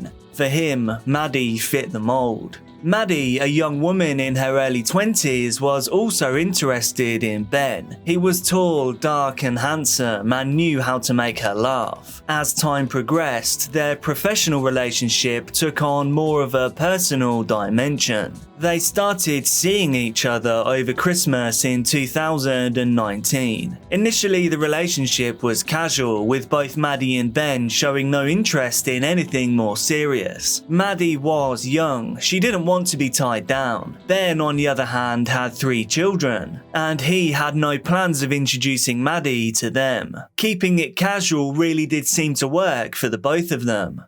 Maddie was also flourishing in her professional life. She was headhunted for a new role as project director at Keyline Civils. It was a big step up and one that she rightfully deserved. She was out there making a name for herself in the industry. Whilst Maddie found her feet professionally, her relationship with Ben was starting to dwindle. After more than a year together, Ben desired more commitment from Maddie. He saw a future with her and wanted more. This included introducing her to his children and his family. Maddie, on the other hand, was satisfied with the status quo and wasn't ready to settle down. These differences in perspectives led to numerous discussions and arguments. This put a big strain on their relationship. Ben felt rejected. He was losing more and more confidence in himself and in this relationship. The situation was a catch-22. As he felt rejected, he became increasingly more jealous and possessive. He would check Maddie's phone whenever he could. He became upset whenever she received a notification or a message. When he acted like this, Maddie would pull back even further. He wanted to be seen with her in public.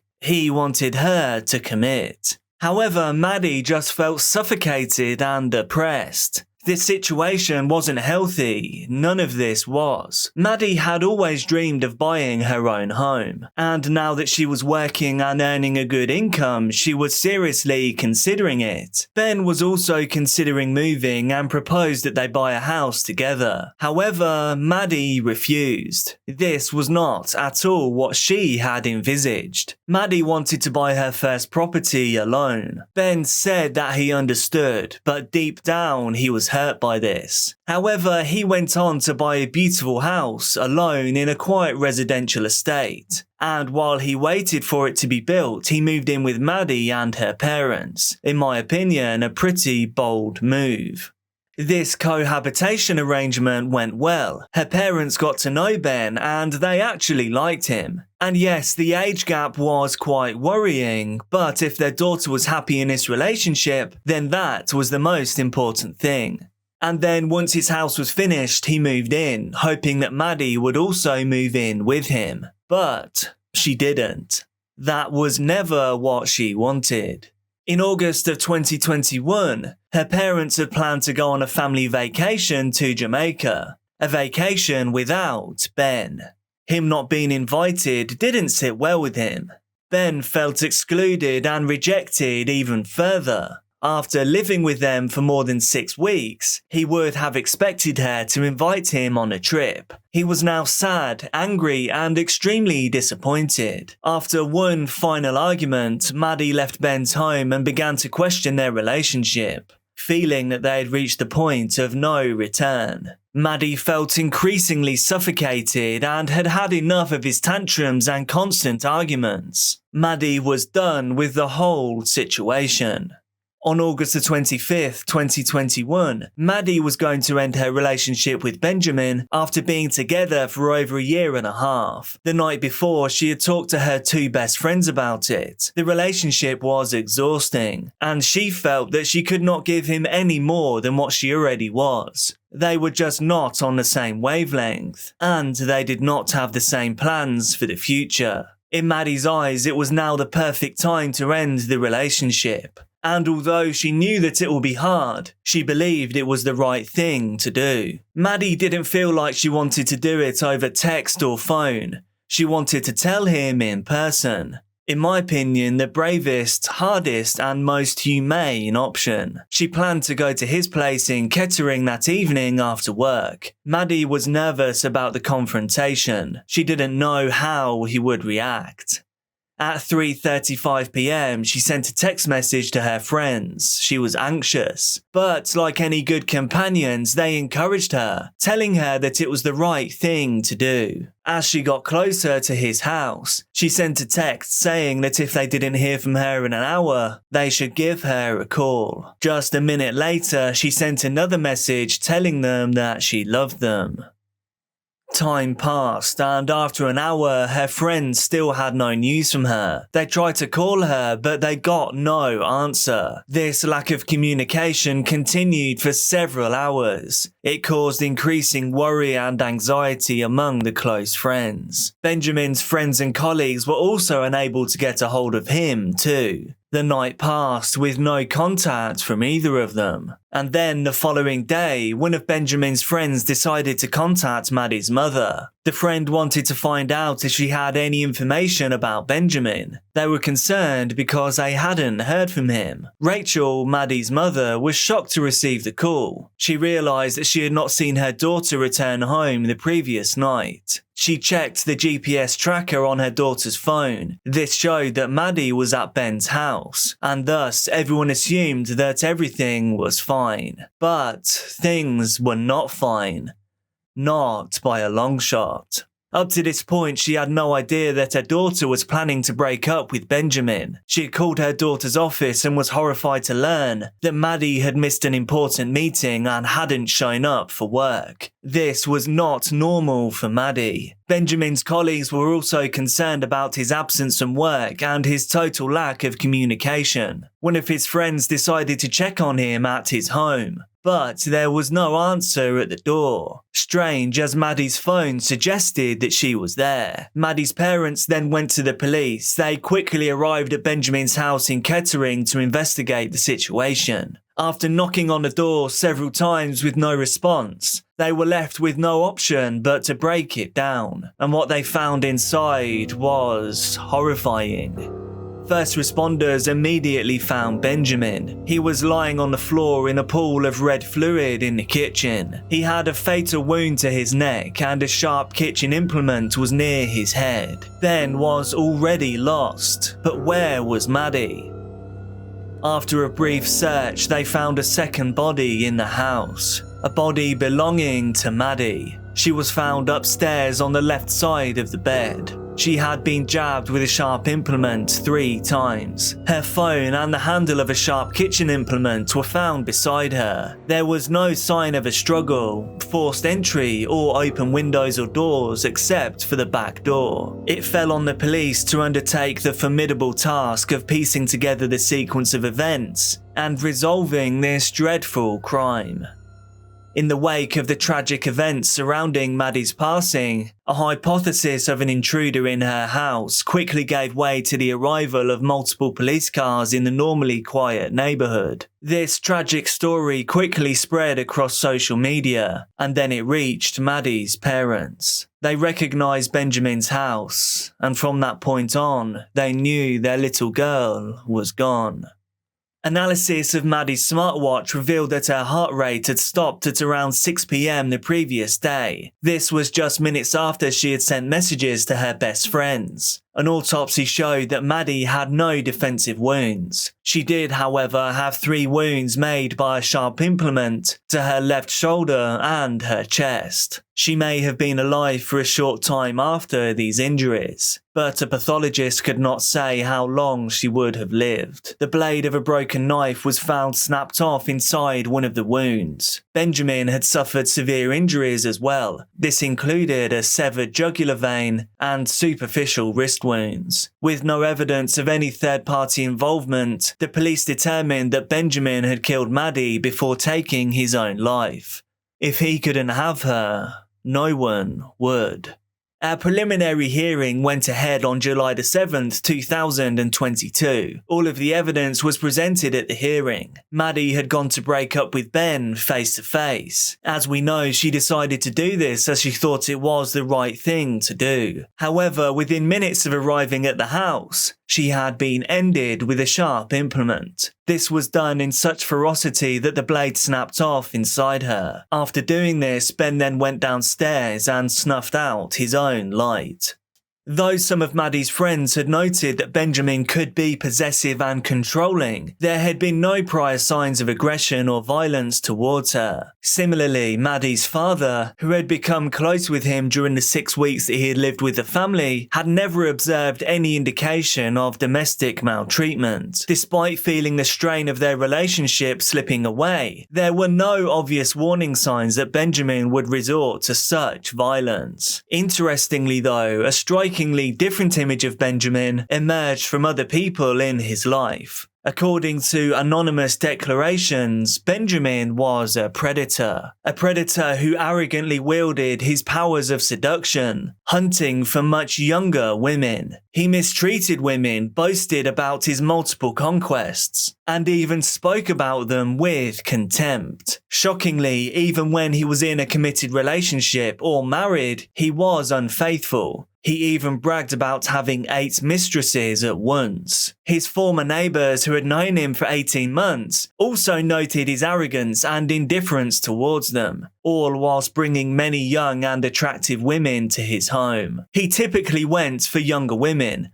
potentially as a way to stay in control. A pretty classic tactic. It is possible that he was deeply hurt or angered by the breakup with Maddie, particularly as he was accustomed to starting and ending relationships on his own terms. Benjamin wanted exclusivity with the only woman who didn't feel the need for it, and it was because of this that he became attached to her. Just like that old saying, you always want what you can't have. Following the announcement of Maddie's intention to leave him, Benjamin couldn't help but make her pay for it in the worst possible way. The hearing led to the ultimate conclusion that Benjamin had ended Maddie when she attempted to break up with him, before ultimately ending his own time on this earth. Maddie's mother made an impact statement in court. "I feel as though our lives have been destroyed, ripped apart. I can't quite see a way forward. There is a huge hole in our lives. I want to be a family of 4 again. She was just perfect." With no answers or justice possible for Ben, there's no way for either of the families to get the closure they so need and deserve. Samantha Josephson was born in 1998 in Princeton, New Jersey. She was born into a tight-knit family and had an unbreakable bond with her sister, Sydney. Sydney was her closest ally and first best friend growing up. The two then remained close even into their college years. Samantha started at the University of South Carolina in 2015. There she majored in political science and hoped to one day get a job in government, hoping to advise policymakers and shape the future of the country. That was the kind of person that she was. During her time at college, she met Greg Corbishley. The couple were a perfect match. They shared a love of sports and food, and were more often than not chatting away in their own bubble. Samantha was also a member of the Alpha Gamma Delta sorority. There she was known for her infectious personality. Everyone seemed to like Samantha, and Samantha liked everyone else too. By the time 2019 rolled away, Samantha found herself in her final year. She was on the cusp of a major transition in her life, knowing that it was just a few short months before her and her friends would bid college life farewell. They were therefore determined to make the most of their remaining time on campus. They wanted to make every night count. On March the 29th, 2019, Samantha asked Greg to drive down and spend the night with her. Greg had already graduated a year prior and now lived in Mount Pleasant, about 2 hours away. But despite the distance between them, Greg and Samantha were determined to make it work. And amazingly, they actually grew closer than ever before. Although they weren't meant to see each other that weekend, Samantha had gotten some bad news about the health of a close family member, so understandably she was feeling low and needed support. She knew that Greg would be the one to cheer her up. Greg did want to be by her side, but unfortunately already had plans. However, he promised to see her in a day or two. He didn't want her to be alone at a time like this, so he suggested that she go out with her friends that evening, a way of temporarily taking her mind off of things, forgetting about her troubles.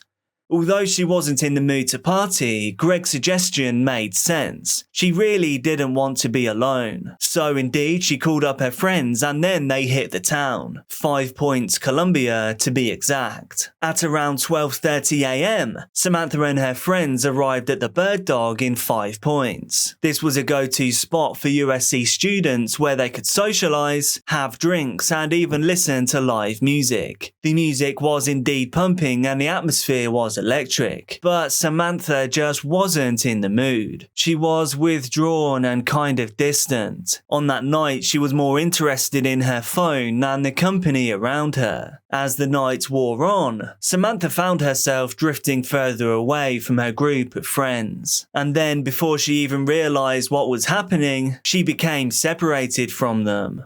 She simply used this as a sign to call it a night. This sounds like probably a good idea. Samantha made her way out of the bar shortly after 2 AM. She then called Greg to let him know that she was on her way home. She lived only a couple of miles away. She ordered an Uber to pick her up. While she waited for the car to arrive, she chatted to Greg. This wait only took around 6 minutes or so. The black Chevrolet Impala pulled up next to Samantha. But before the driver could even fully halt their vehicle, Samantha jumped into the bay and pulled the car's right rear passenger door open. She then got into the car, closing the door behind her. This car set off almost immediately, driving south on Harding Street.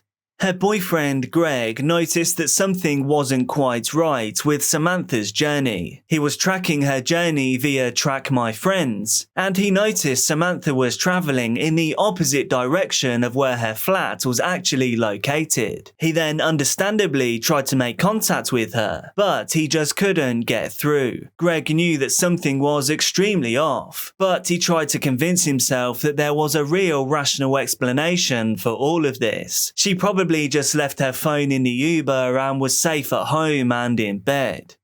But when the next morning came around, and there was still no word from Samantha, Greg just knew that something was wrong. He knew that Samantha had a shift at work lined up, so he decided to call her manager, hopeful that she made it in on time. When the manager responded that Samantha never came to work, Greg's concerns immediately grew. He knew that this was a serious situation. He then called several of her friends, and when they too confirmed that they hadn't heard from Samantha, he convinced them to file a missing persons report, and he himself immediately set off for USC. He reached out to all of her friends, and then together they went to the Bird Dog bar where she was last seen. Greg convinced the manager to allow him to view the CCTV footage of the night before. It didn't take long for him to spot Samantha on the footage, and after confirming that she left in the black Impala, Greg took the footage to the local police station. He hoped that his swift action could assist in finding Samantha alive and well. But by the time Greg got to the police station with the footage in hand, it was already too late. The search for Samantha Josephson was already over. Police had already discovered her body just a few hours prior, 65 miles from where the black Impala picked her up the previous evening. She had been viciously attacked, her body riddled with more than 120 marks made from a sharp implement. And in that very moment, Greg realised that when he tracked the location updates on Samantha's phone that night, he was actually witnessing her kidnapping as it happened. The people who live in New Zion are shocked Samantha Josephson's body was found right in their community. According to the people who live here, the man charged with her murder used to live right down the road where her body was found. Police quickly confirmed that Samantha's original Uber driver cancelled her request. He did this after he was unable to locate her. So if this wasn't her Uber, whose Chevrolet Impala had she gotten into? The police combed through the CCTV footage from cameras in that area, carefully examining the footage frame by frame, desperately tracing its movements. The analysis of the surveillance footage eventually yielded a disturbing discovery. The black Impala had been lurking around the 5 Points area for at least 25 minutes before picking up Samantha. Footage showed the vehicle driving up and down a number of times, possibly in search of a victim.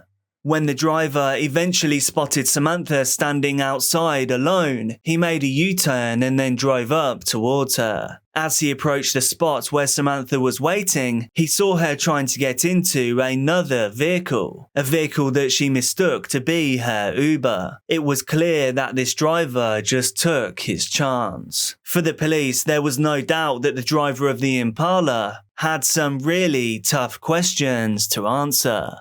They sent out to be on the lookout or BOLO alert to all units in the area to be on the lookout for a black Chevy Impala, and they didn't have to wait very long. At 3:23 on March the 30th, a mere 26 hours after Samantha's disappearance, a patrolling police officer spotted a vehicle matching the description of the BOLO alert. The car was spotted less than a quarter of a mile from the Bird Dog, the very bar where Samantha was last seen alive. The officer followed the vehicle for a couple of minutes, before eventually flashing his lights and signalling for the driver to pull over. Initially, the driver seemed to be quite cooperative. This is the real body cam footage from that arrest.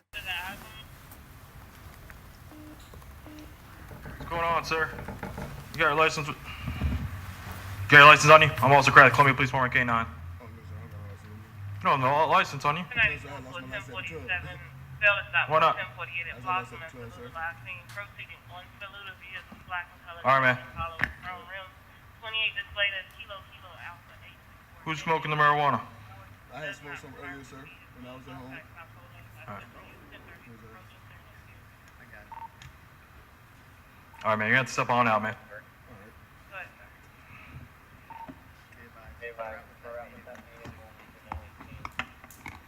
Alright, here's the deal, man. I pulled your car over because it matches the suspect. Get your hand in your pocket. What are you, crazy? Get over here. Hey, get over here! Go and run! Hey, I'm gonna release the dog! I can't, I was just gonna see if he'll stop. Bravo Mike wearing a gray sweatpants, gray sweatshirt.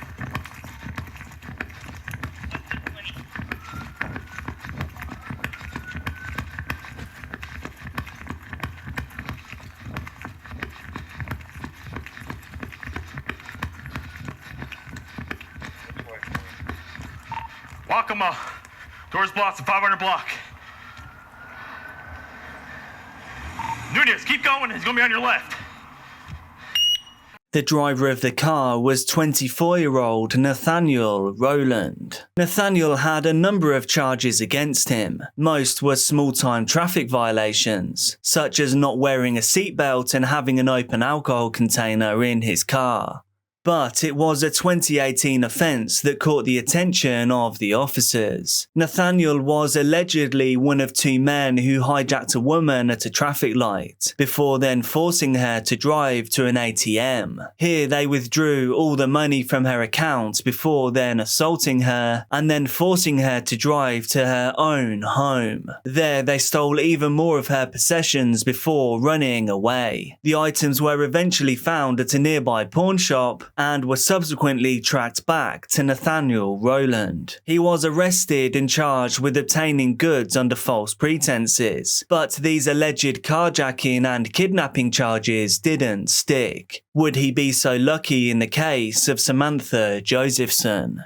The evidence painted a much clearer and much more disturbing picture. A large amount of blood was found in the trunk of his vehicle, as well as on the passenger seat. Samantha's mobile phone was found in the glove compartment of the car. This provided irrefutable evidence linking Nathaniel and his car to the crime. A search of Nathaniel's house uncovered even more damning evidence. They found a two-bladed sharp implement that contained Samantha's DNA, as well as a bandana and a sock stained with her DNA. Her DNA was also found under Nathaniel's fingernails. Nathaniel Rowland was charged with kidnapping, murder, and possession of a weapon during the commission of a crime.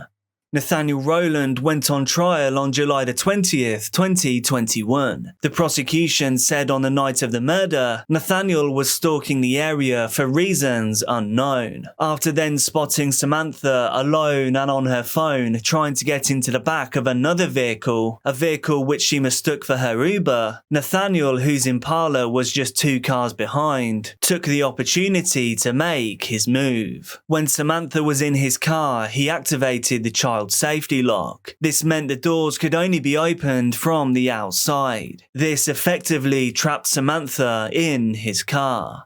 It is not known if Samantha immediately realized that she was being kidnapped. Perhaps she was still blissfully unaware of what was about to happen. Even if she did realize what was happening, it would have been very difficult for people to hear her scream. There was loud music and chatter happening right outside the car window from the club.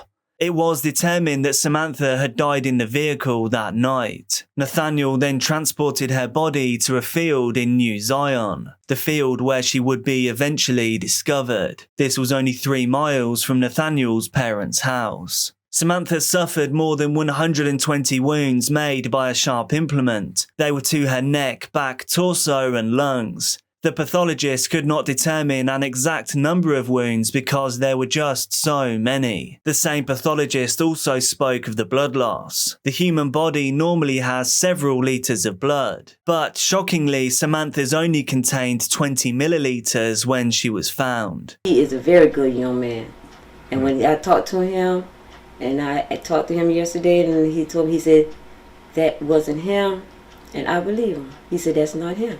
Nate passed out at a house party. Yeah. He checked his pockets when he woke up.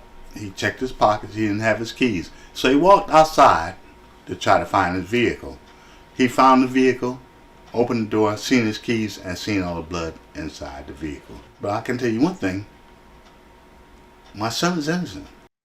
Just a few hours after brutally murdering Samantha, Nathaniel was caught on CCTV cameras trying to withdraw money from her bank account. He visited 2 ATMs and attempted a total of 9 times. All of these were unsuccessful. He left the machines empty-handed. There was no defense for his actions, and there was no denying his guilt.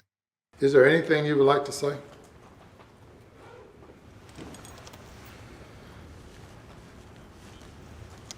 Your Honor,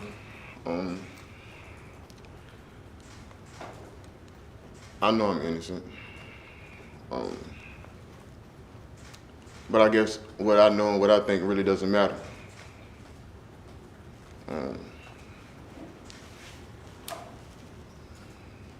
I just wish the state would have done more in finding out who the actual person was, instead of being satisfied with detaining me and proving my guilt. On July the 27th, 2021, after just over 1 hour of deliberations, Nathaniel Rowland was found guilty of the kidnapping and murder of Samantha Josephson. The judge told him, I chose the word an avalanche of evidence, and now I've seen it repeated a few times. I've heard it repeated. But the evidence in this case was so overwhelming. The law enforcement in this case did the best job of investigating a case that I have seen over the past 30 or 40 years. Every law enforcement officer that was available participated, apparently, in working in this case. And if there were 1,000 roads, each road led to you. There's 1,000 trails, each trail led to you. All of the evidence, every speck of the evidence, not simply beyond a reasonable doubt, but as high a standard as the law requires, all points to your guilt. And I am absolutely satisfied. Is there anything you would like to say?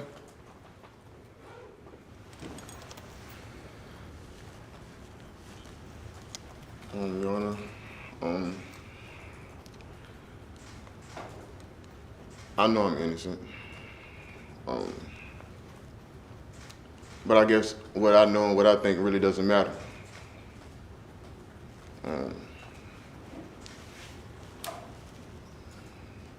I just wish the state would have done more in finding out who the actual person was, instead of being satisfied with detaining me and proving my guilt. Rowland was sentenced to life in prison without the possibility of parole. He will never see freedom again. Yardley Love was born on July 17th, 1987. She grew up in Baltimore, Maryland, with her parents John and Sharon, and to all intents and purposes, she had a wonderful childhood. Her family was wealthy and she wanted for nothing. She attended an all-girls private school called Notre Dame Prep. There she joined the varsity lacrosse and field hockey teams, and in 2006 she was an all-country lacrosse player. She went on to go to the University of Virginia. There she majored in political science and minored in Spanish. Of course, she also joined the university's lacrosse team, and it was there during her freshman year that she met George. George was a typical wealthy jock, but the two hit it off immediately. They had a lot in common, from their families to their educations and their passion for sport. But they also had their differences. George was a big drinker. He just loved to party. But Yardley was not so much. About a year into their relationship, Yardley started having second thoughts. In 2009, one of George's teammates walked Yardley home one evening. This was just an innocent occurrence, but George couldn't get it out of his mind that the two might have kissed. This was despite them both repeatedly denying it. One night, George broke into the teammate's home, and there he attacked him viciously whilst he was sleeping. Eventually though, the boys talked it out, and the next day they assured their coach that everything was fine. A few months later, in the spring of 2010, both Yardley and George's teams won their games, so they obviously celebrated with a party. During this, for some reason, George jumped on top of Yardley and started choking her. He was so violent towards her that her friends had to physically rescue her, and then that evening they drove her home to Baltimore, and that is when she told her friends that their relationship was over. Yardley was done with George's aggressiveness, with his impulsiveness and his total lack of empathy. Yardley was done. On May the 1st, 2010, George's team won the final game of the season. There was a celebration party and everyone was there. This included Yardley. Following the breakup, George didn't speak to her very much, but he would join in conversations every now and then, and everything looked normal from afar. But in reality, nothing about this situation was normal at all. The party wound down and Yardley went home. At 2:15 a.m, her roommate returned to their off-campus home. Strangely, it appeared as though someone had broken into Yardley's bedroom. As the friend entered the room, she saw her sleeping in a very strange position on the bed. Just how drunk could she be, she thought. The friend went to wake Yardley up, but she realised something was very wrong. She had a red substance mixed in with her hair. Her right eye had been blackened. And as hard as the friend shook her, Yardley just wouldn't wake up. Now terrified, the roommate called 911. She told the operator that her roommate must have suffered an alcohol overdose. She didn't know how Yardley had gotten into this state, but she also couldn't fathom that someone would do this to her. When the paramedics arrived on the scene, they did everything they could to revive Yardley. But it was simply too late. At 2:47 a.m, Yardley Love was pronounced dead.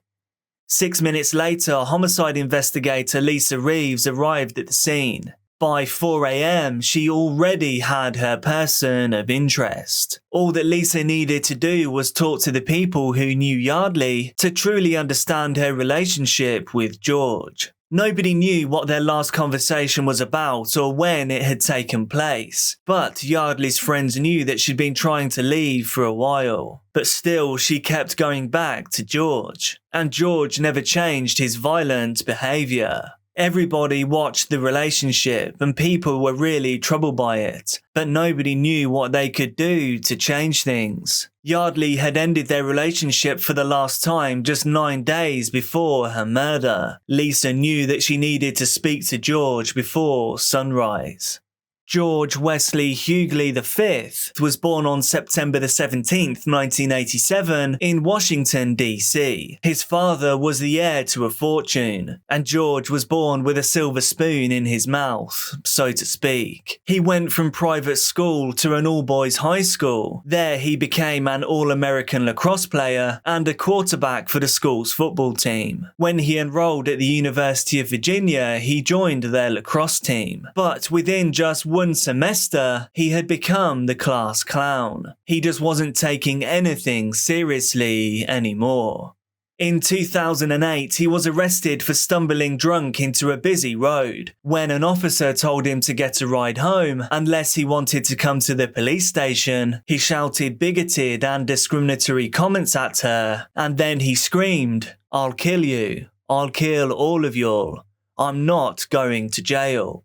He became more aggressive, more physical toward me, started calling me several other terms that I'm not going to state now. Officer R.L. Moss with the Lexington Police Department had to use a taser on Hughley. He ended up being tasered and driven to the police station. There, with his parents' cash, he bought himself a lawyer. The lawyer stated he was too drunk to remember insulting the police officer. However, afterwards at school, he would brag left, right and centre about the incident, quoting every nasty little detail. Somehow he managed to not get expelled. Perhaps if he did, he never would have met Yardley Love.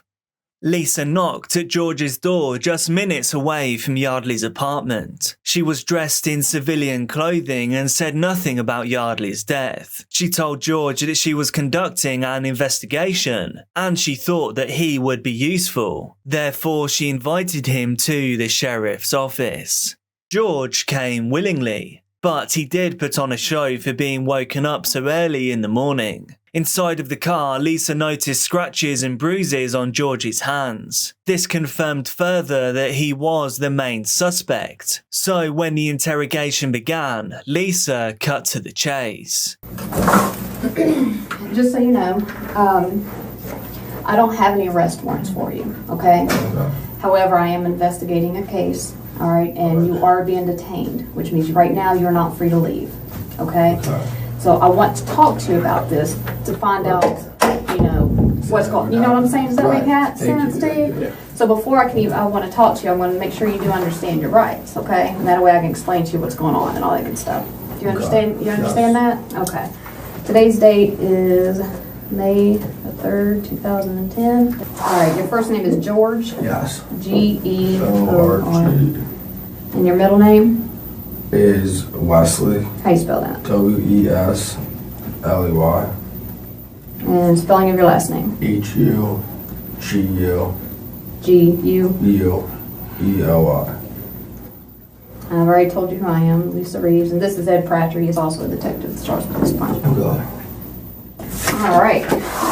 What I might do might take a few notes here and stuff as I'm talking to you. Lisa cleverly and quickly built a rapport with George. She made him feel safe being in the room with her. Before long, he signed the Miranda rights and started talking with no lawyer present. George explained that he had gone to the bar that evening for the party before going over to talk to Yardley.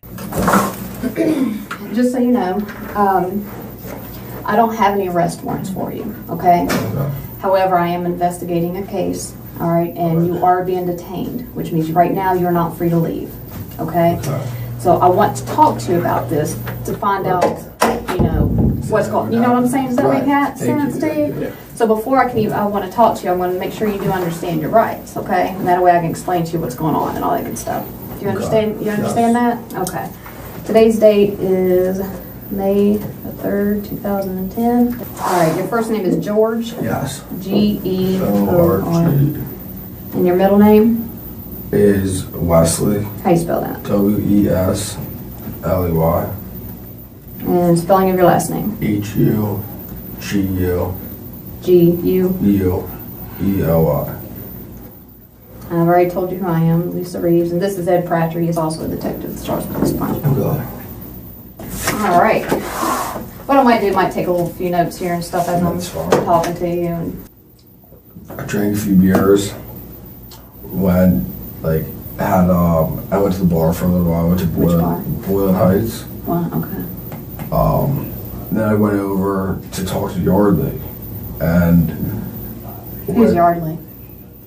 Yardley is my former girlfriend. Okay. Which this whole thing's about, which I understand.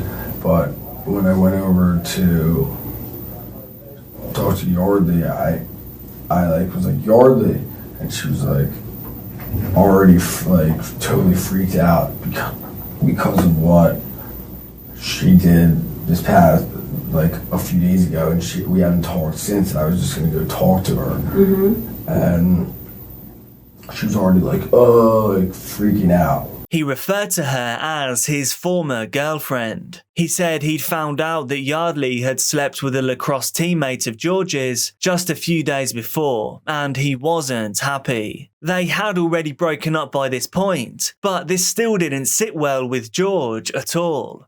She started being getting all aggressive after this, and so I was like, all right, chill out, and shook her a little bit, and she started being freaking out, and I was like, listen, I'm not here to do anything, I'm here to talk to you about everything that's ensued in the past week, and she was started being no, hitting her head, stop, she was in the corner, I was sitting on the bed, I was like, stop, I was Yardley, what the hell, we were just gonna talk, and it was not at all a good conversation, because that's she was already freaking out with just even seeing me there. What happened next? And she kept hitting her head against the wall while she was sitting on the bed, and I was I grabbed her and I shook her. I was stop, we need to and looked at her. I was we need to talk about this. And I was holding her arms and stuff, but I never struck her. I never hit her in the face or anything. I was just we need to talk. And she was so what's the word? Flopping a fish out of the water, all this, all because of what happened last week. And I was listen, I'm not here to fight with you or do anything, here to talk to you. And and she was no, get away from me, all this and that's what happened. I left, she was in her bed. I think her nose was bleeding a little bit, but she was in her when I left, she was still in her bed. Somehow we ended up. Somehow I was resting her on the floor, and I was just stop. I just and I was holding her, but I never struck her or anything. And I think that might have been when her nose started to bleed. Actually, it was when I was holding her on the floor, being listen, I'm you came and attacked me. I wanted to talk to her about everything, because I got all these whatever text messages from her and all this stuff, and so that's when I was holding her, but not forcefully, and then then I guess that's when her nose might have started to bleed. Was when it rolled like that, her face on the ground, and her nose started bleeding, and then the conversation, I could tell, was just it was not going anywhere and nothing was happening. No amount of years of prestigious schools taught George to be cautious or carefully construct his sentences. He implicated himself as a trespasser and as an attacker, all whilst thinking that he was justifying himself in the situation, claiming his innocence. Now Lisa could start adding pressure onto George, leading him to contradict his previous statements, and she drew him into a corner for a full confession. George claimed that he stepped easily into her house as the front door was open. Then he said he walked into her bedroom too, as her door was unlocked. This obviously contradicts the signs of a break-in at the scene. He went on to confess kicking open her locked bedroom door. Her front door was open, her room door was closed. I knocked Yardley, she heard me open the door and went in. All right. Went in where? To her room. All right, straight to her bedroom? Straight to her bedroom, yeah. How'd you get through the door? Her door or the front door? Her door. Actually, it might have been locked. It was. Yeah. Actually, yeah. Just be honest with me. It was locked, because I think I put a hole. Yeah. You punched a hole through the door? Pretty sure, actually, now. Yeah, I used to have that, yeah.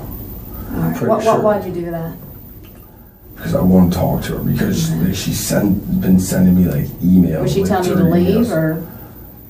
Well, I guess, yeah. Once I was in her room, she was like very like, you know, like, or like, not like, I don't want to talk to you, like all this stuff. Like, you know. What was she wearing? What was she wearing? I think she was in her bed. She was in her underwear and t-shirt. Okay. We were like wrestling, and we stood up, and I tossed her, I pushed her onto the bed. I was like, go to bed, like, I'll talk to you later. I'm like, I didn't like throw her, but like, we were like standing up at this point after we were wrestling on the ground. She had like a bloody nose. And I was like, go to bed. Okay. And you kind of tossed her on the bed and you left? Yeah. Okay. Did you go back and check on her at any point? No, I did not. Okay. Did you touch her neck area at all? Did you choke her at one point? I may have grabbed her a little bit by the neck when we were like, but I never like strangled her. Okay. But I mean, during the whole like commotion, you know, like I might have grabbed her neck, but I never was like strangling her. Okay. All right. I'm going to go check on something really quick, and I'll be right back. Okay? Do you mind if I use the restroom? Actually, hold on one second. He said the bruising on his hands was from lacrosse. When asked why they broke up, he said it was because they were from different areas and had different plans for the future. He never mentioned that his alcohol or violence issues were the reasons that Yardley had left. He also admitted that he took her laptop when he left her apartment. I'm sorry, my phone was going off. I had to take that call. I really apologize. I know you got to use that for 1 second. Just want to kind of make sure whenever everything I wanted to talk to you about. All right. Was anybody else there? Just the two of you? No, her roommates weren't there actually. Okay. Excuse me. Okay. When you left her apartment, did you take anything with you? No. Nothing at all. In her bed. All right. Because I think we're not. Her laptop is missing, I guess. Did you grab it for any reason? Yeah, I did actually. You did? Okay. Is it at your apartment? Yeah, Okay. somewhere in my apartment. I can give it to her. Why'd you grab her laptop? Because I was so pissed that she wouldn't talk to me. I was like, I don't know. I like took it almost as like collateral, I guess. I don't know. It's not reasonable logic, but right. Okay. I don't know. Did you take anything else besides your laptop? No. Nothing? No. Okay. I mean. All right. So when you left out of there, I mean, you saw that she was bleeding on her nose. Did you try to call rescue or anything to make sure she was all right? No, I did not. No. Why?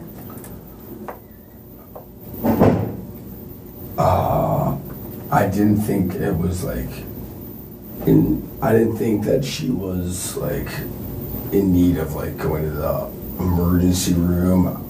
She just got a blood. What do you think that? I don't know. I mean, Didn't you say when you were, and correct me if I'm wrong, when you were shaking her, her head was hitting the wall? Well, that was in the beginning. That was initially when I walked in. Like she was like up in the corner, like get out of here, like you know, like this. Mm-hmm. Like, At any time when you were shaking her, did her head bang the wall? Did you shake her into the wall? I know you already said you didn't punch her and stuff. I wasn't like throwing her into the wall. Like, I mean, we were sitting on her bed, which is against the wall, and I was and I was like, you're like, and like, I mean, maybe, like, I wasn't hitting her against the wall, but like, when she's like sitting there in the corner of like, if it were like this, and I'm like, you're like, you know, and I was like, what the fuck was that about? Like, that's such bullshit that you like do that, like, you know, I mean, possibly, I was like, you know, that's such a like bullshit move, like, would like, you know, like, ever like hitting her, like, what are you like doing, like that, like. Okay.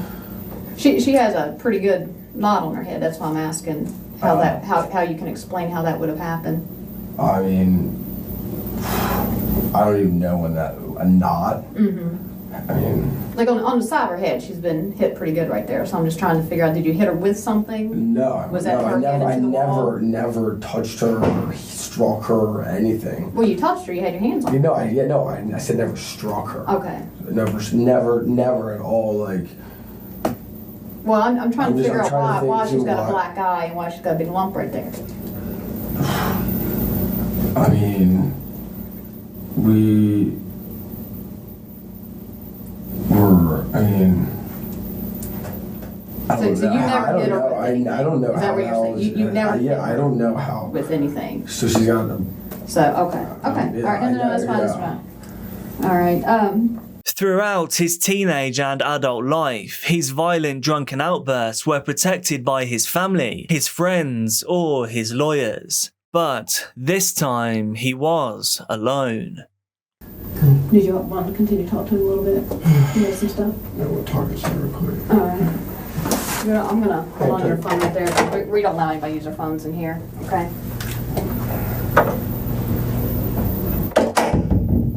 All right. Good enough. Well, I have to tell you something. She's dead. You killed her, George. You killed her. She's dead. I think you knew that already. No, I did not.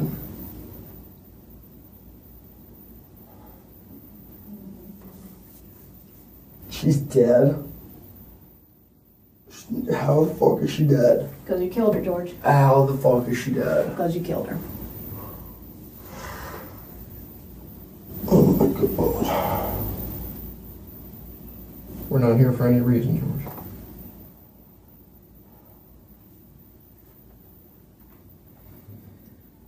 She's dead? Yes. She's dead. Yes. She's dead. She's dead. How? How? I already told you how. You already told us how as well. How is she dead? You just told us. How is she dead? How is she dead? I didn't strangle, I didn't fucking hit her. How the fuck is she dead?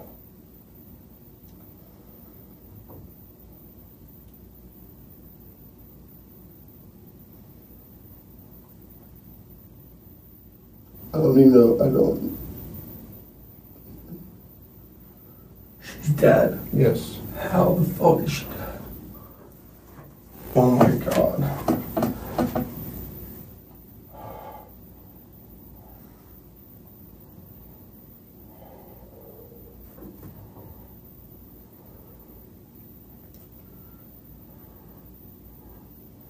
We're serious, George. On May the 2nd, 2010, George was handcuffed and charged with murder. Alright. Oh, just out of protocol, what we gotta do is stand up for me, George. Go ahead, put your hands behind your back for me. Turn. Relax. Relax, you'll be alright. Tell me she's not dead. Tell me she's not dead though, please. You have to be lying to me. Tell me you're lying to me. Tell me you're lying to me. How is she dead? I'm not lying to you. How is she dead? How? What did she die from? Well, we're gonna find that out. What did she die from? We're gonna find out. I can't make that determination. Sir. Either the head trauma or asphyxiation. There was no asphyxiation. Okay. Oh my god, oh my god, oh my god, oh my god. So, I don't believe it. I don't believe it. I don't believe it. You came in and said you were filing an assault charge, which makes sense, but that doesn't even make sense. It doesn't even make sense. Way! No way! When he relaxed and reality kicked in, he asked the multi-million-dollar question. Okay, what do I do now? George went on trial on February the 6th, 2012. During his trial, the prosecution presented their case. On that fateful day, George had joined his father and a few friends for a round of golf at the Wintergreen Resort. His roommate said he had seen him drinking beer at 10 a.m. and that he was starting to get a little bit drunk. He went for dinner with family members and then he continued to drink beers in his apartment. By 11 p.m. the roommate said that he was now really drunk. When he walked into Yardley's apartment sometime after 11:15 p.m. she was alone in her bedroom. George then kicked in the bedroom door. A fourth-year biology student who lived in the apartment below testified to hearing arguing and loud banging, and then she heard silence. The prosecution deduced that there was a verbal and physical altercation, an altercation in which he slammed her into the wall and shoved her onto her bed. This altercation caused blunt force trauma that eventually ended the life of Yardley. He then took her laptop and walked out of her bedroom through the apartment and down the steps to 14th Street where he threw her laptop in a dumpster. When this laptop was recovered, they found email correspondence between the two. George had been threatening her in the days prior. He was trying to act like the victim of a cheating girlfriend, but detectives found that on the day of the murder, he was openly flirting with 3 women on his phone. In other words, he had a very bad case of double standards. Several of his close friends would testify against him. They confirmed that he regularly behaved drunkenly and violently. George's lacrosse teammates testified to witnessing George strangling Yardley just months before her murder and attacking his teammate in his own bed. During the trial, a tragic twist was revealed. One medical expert revealed in the courtroom that following Yardley Love's brutal beating, had George or anyone else called for help, she may well have survived. Yardley lived for 2 whole hours before succumbing to the head trauma. Had George called an ambulance, Yardley could well still be alive today. George's defense attorney only had one argument. This was that George never went to Yardley's place with the intent to kill. It was simply a tragic accident that made a reality through his alcohol consumption. They also argued that George wasn't aware of any fatal injury until he was interrogated. However, this story didn't work with the jury. George Hughley V was found guilty of second-degree murder. He was sentenced to 26 years behind bars. George's lawyer pleaded for the sentence to be halved. The judge, like the jury, was having none of it. However, he did reduce it minimally to just 23 years. Brittany Drexel was born on October 7th, 1991. Her parents, John and Dawn, were teenagers, and unfortunately their relationship didn't last. In fact, they split before Brittany was actually born. Dawn later ended up meeting and falling in love with Chad Drexel. He would go on to adopt and raise Brittany as his own daughter. Chad and Dawn, in fact, got married shortly before Dawn gave birth to Brittany. The family then went on to have another 2 children. This gave Brittany a little brother and a little sister named Camden and Marissa. Growing up, Brittany was a girl's girl. Her hair was always immaculate and her nails were freshly painted. She was always traditionally well presented. As well as this, she always excelled at sports. She played soccer and ran track. She was known for her blistering speed and the ability to outrun everyone she competed with. Brittany could pretty much do it all. Sadly, in April 2009, shortly before her 18th birthday, Brittany was having a hard time. Her parents were going through a divorce, and Brittany was not taking it too well at all. Twice she had attempted to remove herself from the earth, but doctors and family saw this as a cry for help rather than her looking for a definitive way out. Brittany wanted to be woken up in a situation that was better than the one she went to sleep in. As a teenager, she took solace in her friends, going out more and looking for ways to forget her life as it was. On the 22nd of April 2009, 17-year-old Brittany asked her mother if she could go to Myrtle Beach with her boyfriend, John, and a few older girls that she knew. Understandably, her mother said no. She didn't know the people that Brittany was asking to go with, and therefore she couldn't trust that they would look out for her.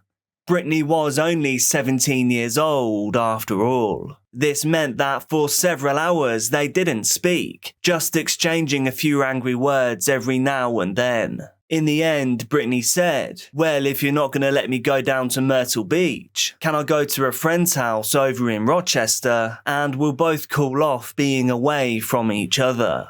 Her mother agreed, but not before confirming with Brittany's friend's mom in Rochester. But as we know, teenagers can be sneaky. Dawn hadn't actually spoken to her friend's mother, but someone pretending to be her. With that, Brittany headed to Myrtle Beach, South Carolina. In the end, John, Brittany's boyfriend, actually couldn't go due to work commitments, so it was purely a girls-only trip. But Brittany was ready for this exciting experience.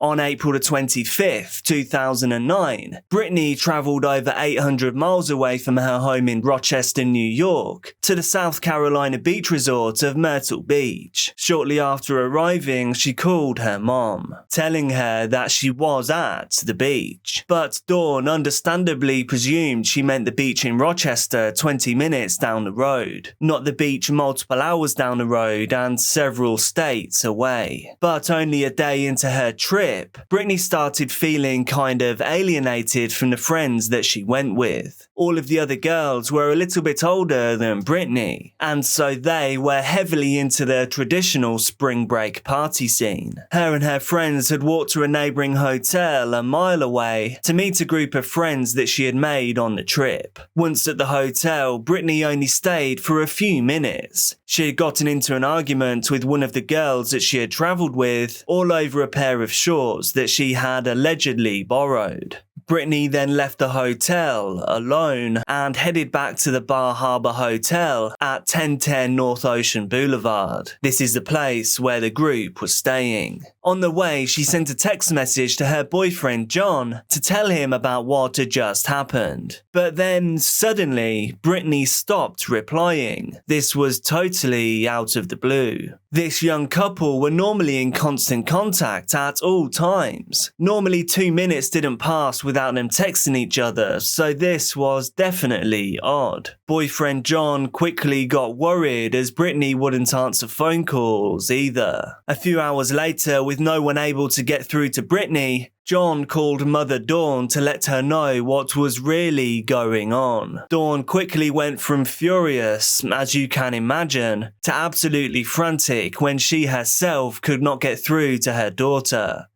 So in quite a genius moment, she had a friend of Brittany's who lived in South Carolina drive over to the Myrtle Beach police station and file a police report on the family's behalf. The police, knowing a minor was involved in the incident and with Brittany's history of issues, they quickly sprang into action, searching to try and find her. They started with the hotel that Brittany was staying at, but they found nothing out of place, no signs of a struggle. All of her clothes were still in the suitcase in her room. Brittany's phone and purse weren't in the room, so they assumed that she never actually made it back from the Blue Water Resort. They then traced her route from her friend's hotel using CCTV. Brittany left the hotel just 10 minutes after she arrived, and after that, she just vanished. No more footage could be found along the route, so investigators say that they began to theorize that maybe she'd gotten into a car. This then begs the question, did she get in willingly, or was she forced? Had Brittany Drexel been kidnapped? Investigators started talking to Brittany's friends and family. They focused on those who'd gone down to Myrtle Beach for spring break. There was one friend from New York who grabbed their attention in particular. His name was Peter Brozowitz. He shared a similar group of friends in Rochester, and Brittany and Peter had known each other for around 5 years. They hadn't actually planned on meeting up in Myrtle Beach, but had bumped into one another at a nightclub, and then they had arranged to meet up the next day. Peter, along with 4 of his friends, were the people that Brittany was visiting at the Blue Water Hotel, and they were the last people to have seen Brittany before she disappeared. And yet, he and his friends had suddenly packed up and left Myrtle Beach, leaving behind their clothing and security deposit. This obviously sounded suspicious, but Peter claimed that all they'd left behind was a few bathing suits, and that the lack of security deposit wasn't actually a choice. The hotel had told them they weren't getting it back anyway. Spring break can be a messy thing. He said that their vacation was over, so they simply went home. Peter and his friends cooperated with the police fully throughout the investigation. Everyone was eventually cleared as suspects. They then looked into Brittany's phone records. They found that her phone had pinged travelling along Route 17 at around 9:15 p.m. This was near the boundary between Georgetown County and Charleston County. It then stopped abruptly in a swampy area of the Santee River. Unable to obtain evidence about where Brittany could have disappeared, the case eventually went cold. On June 8, 2016, 6 years after Brittany disappeared, detectives finally got a promising lead. An informant who was currently serving a 25-year sentence for manslaughter approached the FBI with information that he said would help with the Brittany Drexel case. Inmate turned informant Taquan Brown claimed to have witnessed the murder of Brittany Drexel just 2 days after she went missing. He claimed that on April 27, 2009, he had gone to McClellanville, South Carolina to a stash house around 60 miles south of Myrtle Beach. This was in order to pay a local H dealer. This dealer was called Sean Taylor. Sean had a 16-year-old son, Timothy Deshaun Taylor, who Taquan saw violating a woman in the house, a woman that matched Brittany's description. And then, when Brittany attempted to escape a few days later, the men shot and killed her, wrapping her body up and dumping it into an alligator-infested marsh located not far from where her phone was turned off. The FBI turned their attention to Timothy Deshaun Taylor. Timothy had committed an armed robbery at McDonald's in 2011 and had successfully completed an 18-month probationary term. Timothy told the police that he had never even met Taquan before. He totally denied any involvement in the crime. This investigation took months, but detectives eventually concluded that Taquan's account was nothing more than a completely false confession. However, at around the same time, they started to focus their investigation on another suspect, a man named Raymond Moody. Raymond Moody was a convicted child offender. He had been released from prison in 2004 after serving a 21-year sentence. Since then, he had been suspected in a string of offences, but he had never formally been charged. Detectives discovered that in April of 2009, Moody had been in the Myrtle Beach area with his girlfriend, Angel Vals. What's more, this wasn't the first time that the police had heard his name in connection with this case. Do you know anything about the missing teenager? No, I do not. Can you tell us where you were back in April of '09?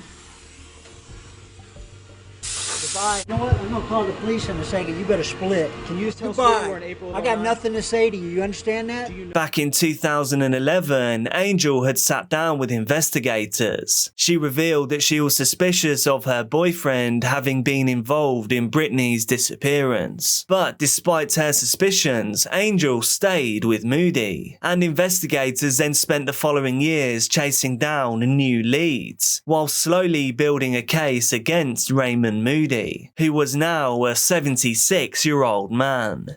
In 2021, an FBI task force was put together to investigate the case. Angel, now a nurse at the MUSC Medical Center, agreed to meet with senior investigator Hank Harrison at the Georgetown County Sheriff's Office. This meeting was alongside 2 other FBI special agents and an intelligence analyst. Did you have any involvement in picking up Brittany Drexel? Hell no.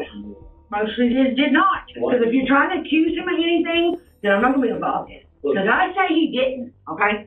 I say he did not. I'm not accusing him. I'm not, yeah, you are. That's what that was. I'm straightforward too. Can we just talk? No, I'm straightforward too. I don't think he did. And you're not going to involve him in it. What do you do with him? Yes, it does. It doesn't. It doesn't. Amy, hold on 1 second. No, I'm not. Let's give us I said no. one piece of I said information. no. No means no. I gotta go. I'm back. Okay, air conditioner's working because my office is hot. You know what? So, It works in here. We'll chill it. yeah. Thanks for coming back. Hold on. You need anything? I just need a minute.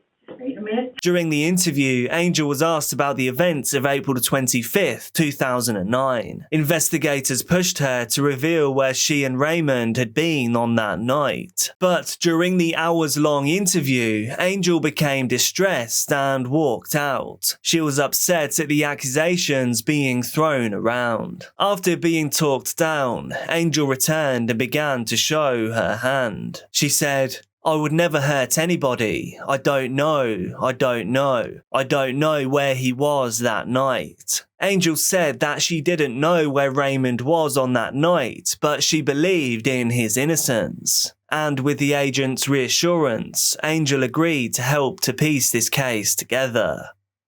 During the interview, she said how she remembers Raymond returning on April 26, 2009, with fresh scratches on his face. She said she wasn't sure where he had gotten them from, and had questioned him at the time if maybe she had caused them during some drunken fight. Angel then told investigators about how on April 25th, she had gotten off work early and met up with Moody to swap cars before going their separate ways. Detectives revealed that they had evidence to suggest that Angel's phone and credit card were placed in the Ocean Boulevard, North Myrtle Beach area around the time that Brittany disappeared. But Angel continued to deny being with Moody. She instead suggested that it was possible that her phone and card could have been in her truck which Moody was driving at that time. Angel also told investigators how around 1 a.m. Raymond had left their home before returning around half an hour later. After the interview was over, Angel returned home, and FBI surveillance noticed suspicious activity in their home over the next few days. The home that Angel and Raymond shared. Raymond was seen going in and out of the house, going through the car as if he was looking for something. And with Moody's unpredictable behaviour, a warrant was used to search the residence the next day. Several electronic devices were seized, including 3 phones, 2 tablets, a disposable camera, and multiple assorted storage devices. Days later, on Wednesday, May the 4th, 2022, Raymond Moody met with the investigators. His story differed completely from the account Angel had given them just days earlier. After 13 years, knowing evidence against him was piling up, the pressure had mounted to become unbearable. Raymond Moody was ready to give a full confession. Strip. Just people watching and stuff, you know. So that's all we were doing. We were going down the strip and smoking pot. Who the hell is it, you know? You know how it is down there. I work the boulevard, yeah. Yeah. And Brittany was walking on the sidewalk, and the traffic's really slow. You know, it gets right. It's so congested. And she looked over. And I looked at her, I was smoking pot. She started laughing. And I don't remember the entire conversation. It's been so damn long, but she said, "That smells pretty good." I said, "Yeah, that's some good pot. Would you like some?" So, yeah. So we kind of chatted a little bit as I'm driving. Angel's sitting right there, but she didn't say a damn word, you know. I was thinking to myself, she probably don't care if me talking to her, you know. But just a little jealous sometimes. Yeah. But it's all harmless. Yeah. We're just having a good time.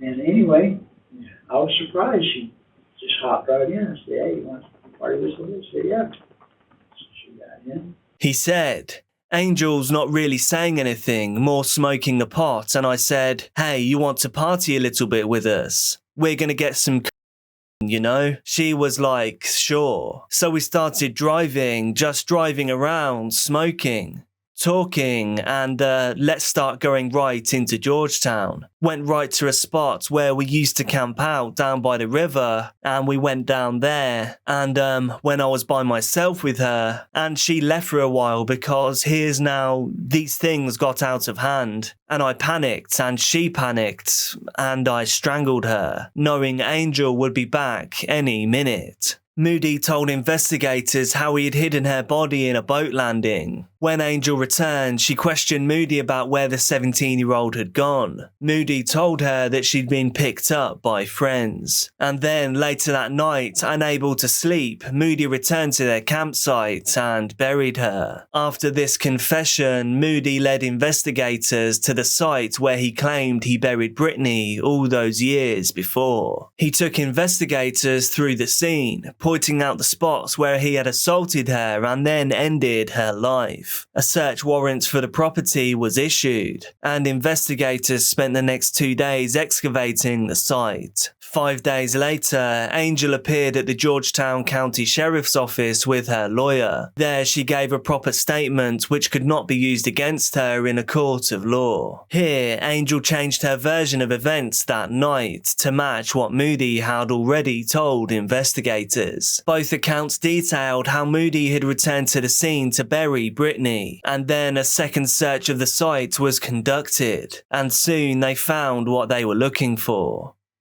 4 feet beneath the dirt lay a nose ring, contact lenses, long hair, and a set of human remains. The remains were sent for forensic dental and DNA identification, and 2 days later, the Drexel family received the devastating news. The body was Brittany. On May the 11th, police charged 62-year-old Raymond Moody with murder, kidnapping, and criminal conduct in the first degree. On October the 19th, 2022, Raymond Moody, who had waived his rights to a trial, pled guilty to all of the charges.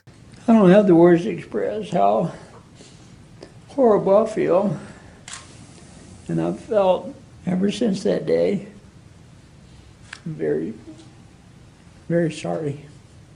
Before reading Moody's sentence, Judge Pharaoh Cothran Jr. said, "We all pay the price for decisions we make in life. I can't tell you how many times I've seen people give up their long-time happiness for immediate pleasure. And you gave up a lot of people's long-term happiness for your immediate pleasure." He was sentenced to life in prison with an additional 2 consecutive terms of 30 years. Raymond Moody will never be released.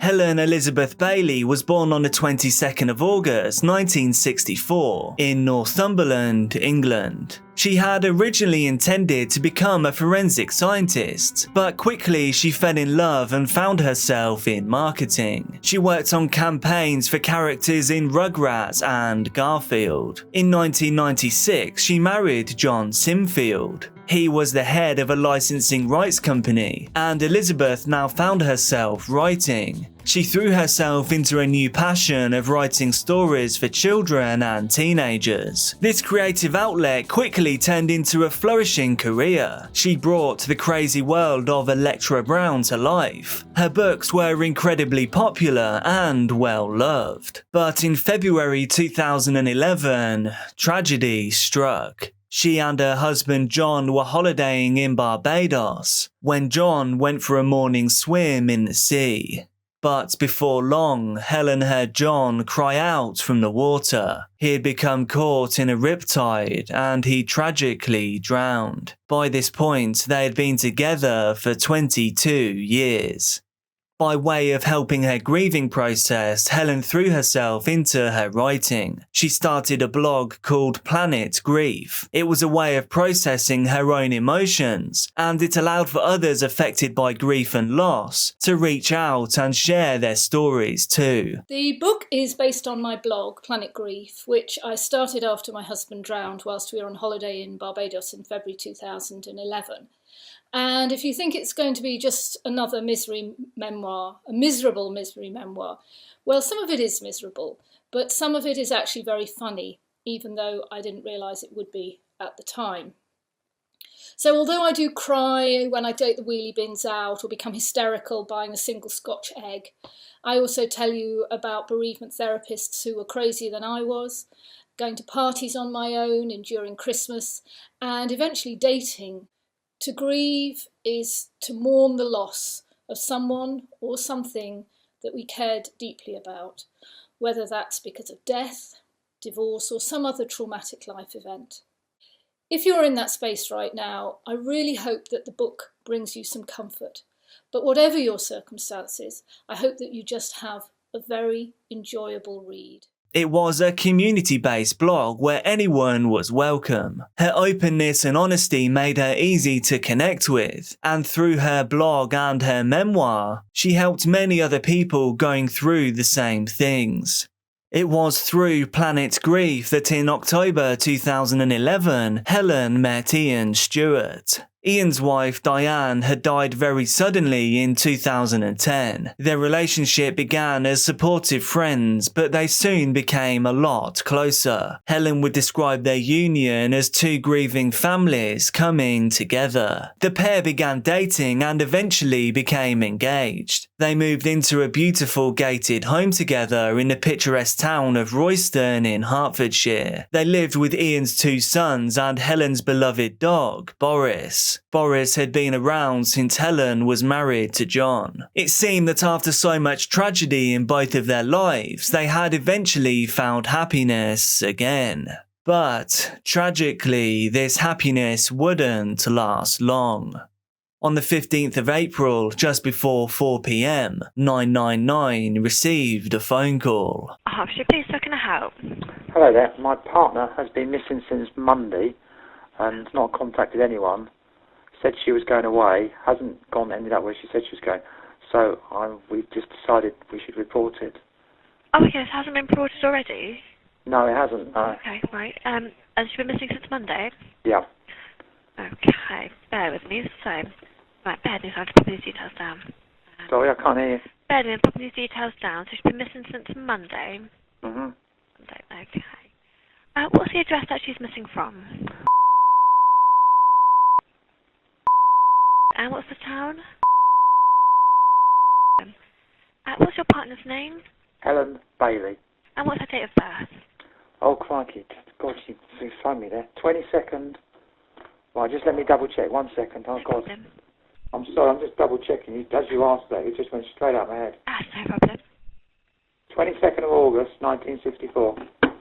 As well as her home in Royston, Helen had another property in Kent by the seaside. She would often go there to write and take some time for herself. But when police arrived at the property to search for her, it was clear that neither she nor anyone else had been there in quite some time. By all accounts, it appeared that Helen had left a few days prior, along with her dog Boris, to get some space and to clear her head. But nobody had heard from her since. This was extremely out of character for Helen. Those close to her wondered if her stressful work schedule had caused her to drop off of the grid for a little while. But days turned into weeks, and with no trace of Helen turning up anywhere, 6 weeks after Helen disappeared, the police started to expand their search. Police spoke to Ian, eager to piece together every last second of Helen's last movements. Up to that point, Ian had been pretty evasive on his whereabouts on the 11th of April. Initially though, they'd put it down to panic over his missing wife. But now they needed his help. It was time for Ian to dig deep. From what I understand, from what we've discussed and what I've been told by the investigation, is that Helen was last seen on Monday, the 11th of April. Yeah. Is that correct? Yeah. Okay. Would like you to take me through what happened that day. This is what I can't remember very well. I'll tell you what I can remember, but some of what I can remember is maybe what I've said since and when I've looked in the diary. Things like that. Okay. When I got to solicitors, he went through the paperwork I'd taken and I realised I'd only taken very old paperwork. I'd left half of here. So I dashed back on my dashback. I drove back, wasn't sure what happened. Saw the other paperwork on the side. Shouted for Helen. Helen wasn't there, so I thought at that stage she was just walking the dog or was his neighbours. I went back to solicitors, was only in town. Just dropped the paper, didn't stay, dropped the paperwork and came home. Helen still wasn't here. And then I started to think, well, she has gone to Broadstairs. Police took another look at her seaside cottage in Broadstairs. This time they digged a little deeper and examined her Wi-Fi router. Her phone had been going to voicemail since she had last been seen on Monday the 11th of April. But it seemed that on the 16th of April, there was a glimmer of hope that she had in fact been there. Helen Bailey's mobile had briefly connected to the Wi-Fi in her cottage. Police wondered if Helen had, in fact, just been in Broadstairs the entire time. Following this, a closer look at her bank transactions gave them more hope that Helen was still out there. There had been quite a bit of activity on her account. Further analysis of her bank accounts showed that a standing order from Helen's personal account to her joint account had been increased. This had gone from £600 a month to £4,000 per month. Her bank card had also been used to renew an Arsenal season ticket costing £3,000. It soon became pretty clear that it wasn't Helen moving this money around at all. It must have been someone else. Police went back to the house that Ian shared with Helen. They urgently needed to speak with him, but Ian wasn't there. Instead, he had left to go on a 2-week Spanish holiday, a holiday that both he and Helen were meant to go on together. And then, on July the 11th, 3 months after Helen Bailey had last been seen, officers arrived at her home that she shared with Ian once more. At just after 7 AM that morning, Ian was arrested on suspicion of murder and the theft of Elizabeth's money. Okay, I'm arresting you on suspicion of the murder of Helen Bailey and of disposing her body in to a likely cause of the coroner and of money Helen Bailey. So you do not have to say anything that may harm your defence do your mention in question, something you may to rely in court. Anything you do say may be given evidence. Do you understand that? I guess so. Alright, then? Bloody hell, why? Okay, well, we're going to speak to you at the police station, alright? So what needs to happen, you need to probably get some clothes on, okay, and then you need to go to the police station, and these officers will transport you to the police station. Why? I don't understand. What happened? You can't tell me. We can't discuss it. We can't discuss it at the moment. We'll talk to you when we get to the police station, alright? Where is she? Police carried out a more extensive search of the couple's property, and on July the 15th, they found what they were looking for. An incredibly disturbing discovery that would leave a nation shocked. Helen Bailey's body was discovered in the house's cesspit, located beneath the garage. Alongside her body was her beloved dog, Boris. She had been suffocated, but it was impossible to tell whether she was suffocated before or after she was put in the cesspit. Both of these concepts are harrowing. Ian had purposely parked the Jeep over the top of the cesspit during the police's initial searches to prevent it from being detected. Ian Stewart was now officially charged with the murder of Helen Bailey. You're the last person to see her alive. You wait 4 days to report her missing. You're vague about your movements on the 11th, at best, vague. You take a duvet to the tip on the 11th.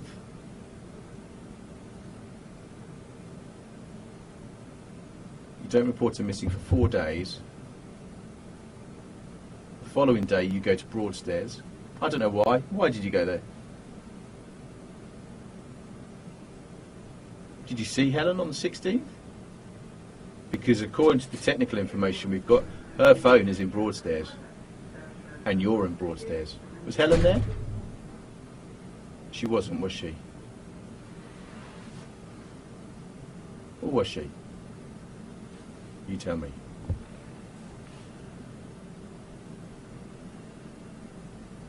Did you kill Helen Bailey? Did you intend to kill her? Or was this an accident? What happened?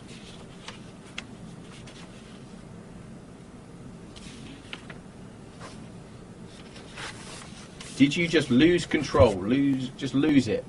Some big argument and you killed her. And you've been covering up ever since. Because if that's what's happened, you need to tell us now.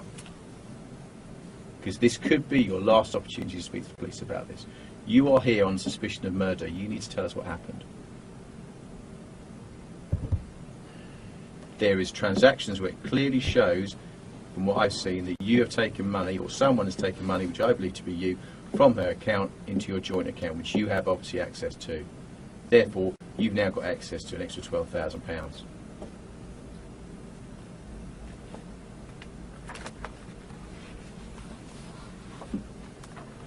You will have benefited from her death, is that correct? Why do you say that? Financially, you will have benefited from her death, would you not say? It seemed that Ian had been plotting this for quite some time. Helen had written up her will in 2012. In this will, she had left her fortune to her brother John, stepson Daniel, and her friend Jenny. But in 2014, she changed it so that Ian would inherit the majority of her assets, meaning he wouldn't be left financially vulnerable. Helen also took out a life insurance policy to cover a potential $1.2 million inheritance tax bill. This was in case she died before they got married. Several months before Helen was killed in February 2016, Ian began giving her the sleeping aid Zopiclone. This medication had been prescribed to Ian for his sleeping problems. Instead, he often crushed it up and put it in Helen's breakfast in the mornings. Over the next few months, Helen became concerned about her energy levels and sleeping. She made several internet searches that included, "Why do I keep falling asleep?" and "falling asleep in the afternoon." And then on Monday the 11th of April 2016, Helen spent the morning looking at wedding venues and sending emails. Sometime between 10:51 AM and 2:30 PM, Ian drugged Helen into a stupefied state. The exact timing of her death is still inconclusive. He then disposed of Helen's body in the cesspit beneath the garage of the house, and shortly after he threw in her dog, Boris, as well. After this, Ian increased the standing order to transfer money from Helen's bank account to their joint Santander account. He was supposed to visit the doctor's surgery just before 3 PM, but phoned the GP and said he was having car trouble and asked to rearrange his appointment for later on. After he visited the GP, he was caught on camera making a trip to the refuse centre. A refuse centre is basically just the dump or the tip to dispose of a duvet. Following this, he met with Helen's solicitor and tried to hastily push through the sale of one of Helen's houses. Helen's solicitor described Ian as being quite aggressive, and they refused to discuss the matter any further on the basis that Helen wasn't present. That evening, Ian went to watch his son play bowls, before buying a Chinese takeaway for them both. He sent a text message to Helen's phone with just 2 kisses in the message. A few days passed and Helen's family and friends were becoming concerned that they hadn't heard from her for quite a while. They contacted Ian, which prompted him to phone the police and report her as missing. Ian claimed that Helen had left a note on the side for him, but nobody else ever saw these notes, so police believe it was all part of a web of lies that Ian was attempting to spin.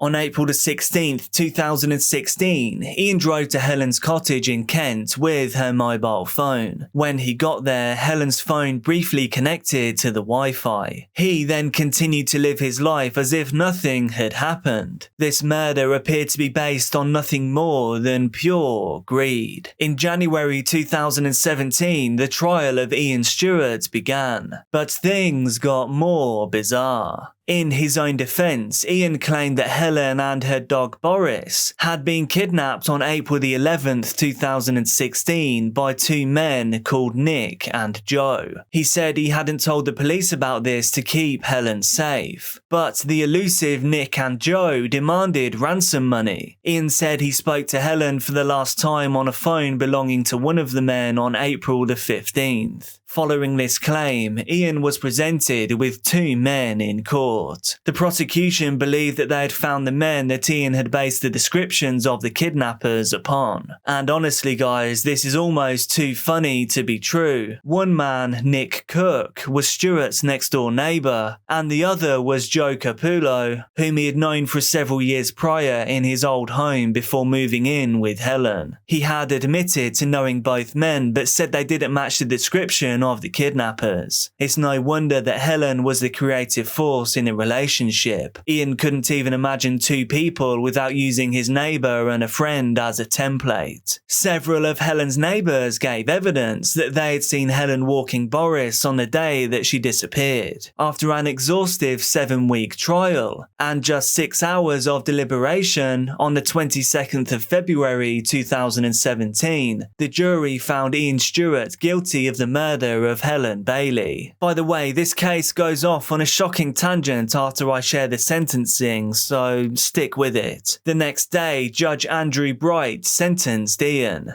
Ian Stewart now refused to appear via video link to hear his sentencing. Judge Bright said it was difficult to imagine a more heinous crime. Ian was sentenced to life in prison with a minimum term of 34 years. He would be 90 years old before he becomes eligible for parole. As a result of this case, detectives began re-examining the death of Ian Stewart's previous wife, Diane. Diane passed away after an epileptic seizure at the couple's home in 2010. In August 2018, Ian Stewart was arrested on suspicion of Diane's murder. Okay.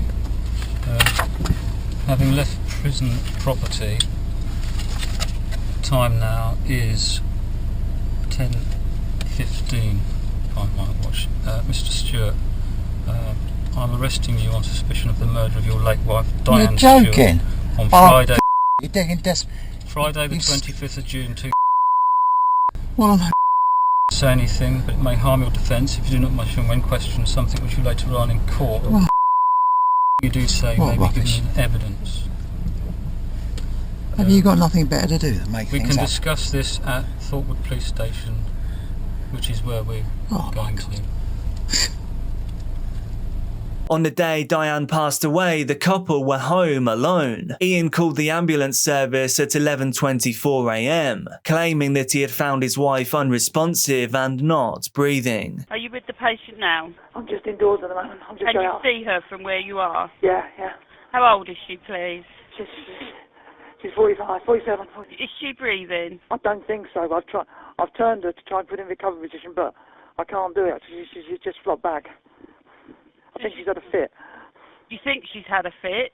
Well, I think so. She does have epilepsy. When paramedics and later doctors attended, she was already not breathing and without a heartbeat. She was pronounced dead at the scene. Diane took medication for epilepsy, and this was given as the original cause for her death. What was her cause of death?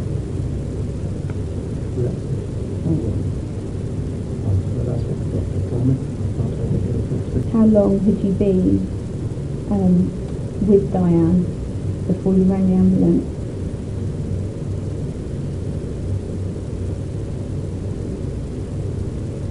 Did you try to do anything to bring her round? Did you check whether she was breathing?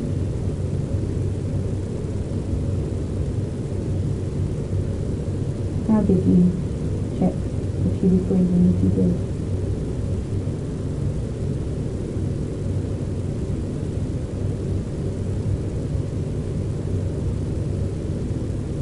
How long were you with her before you rang the ambulance?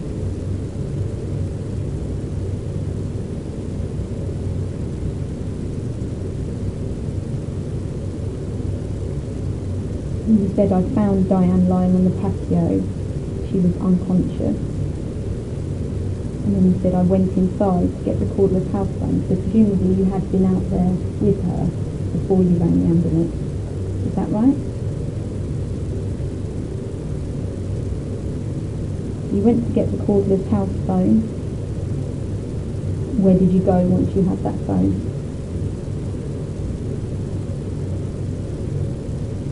Were you inside the house when you made the call? Did you call 999 immediately? Did you do anything else there?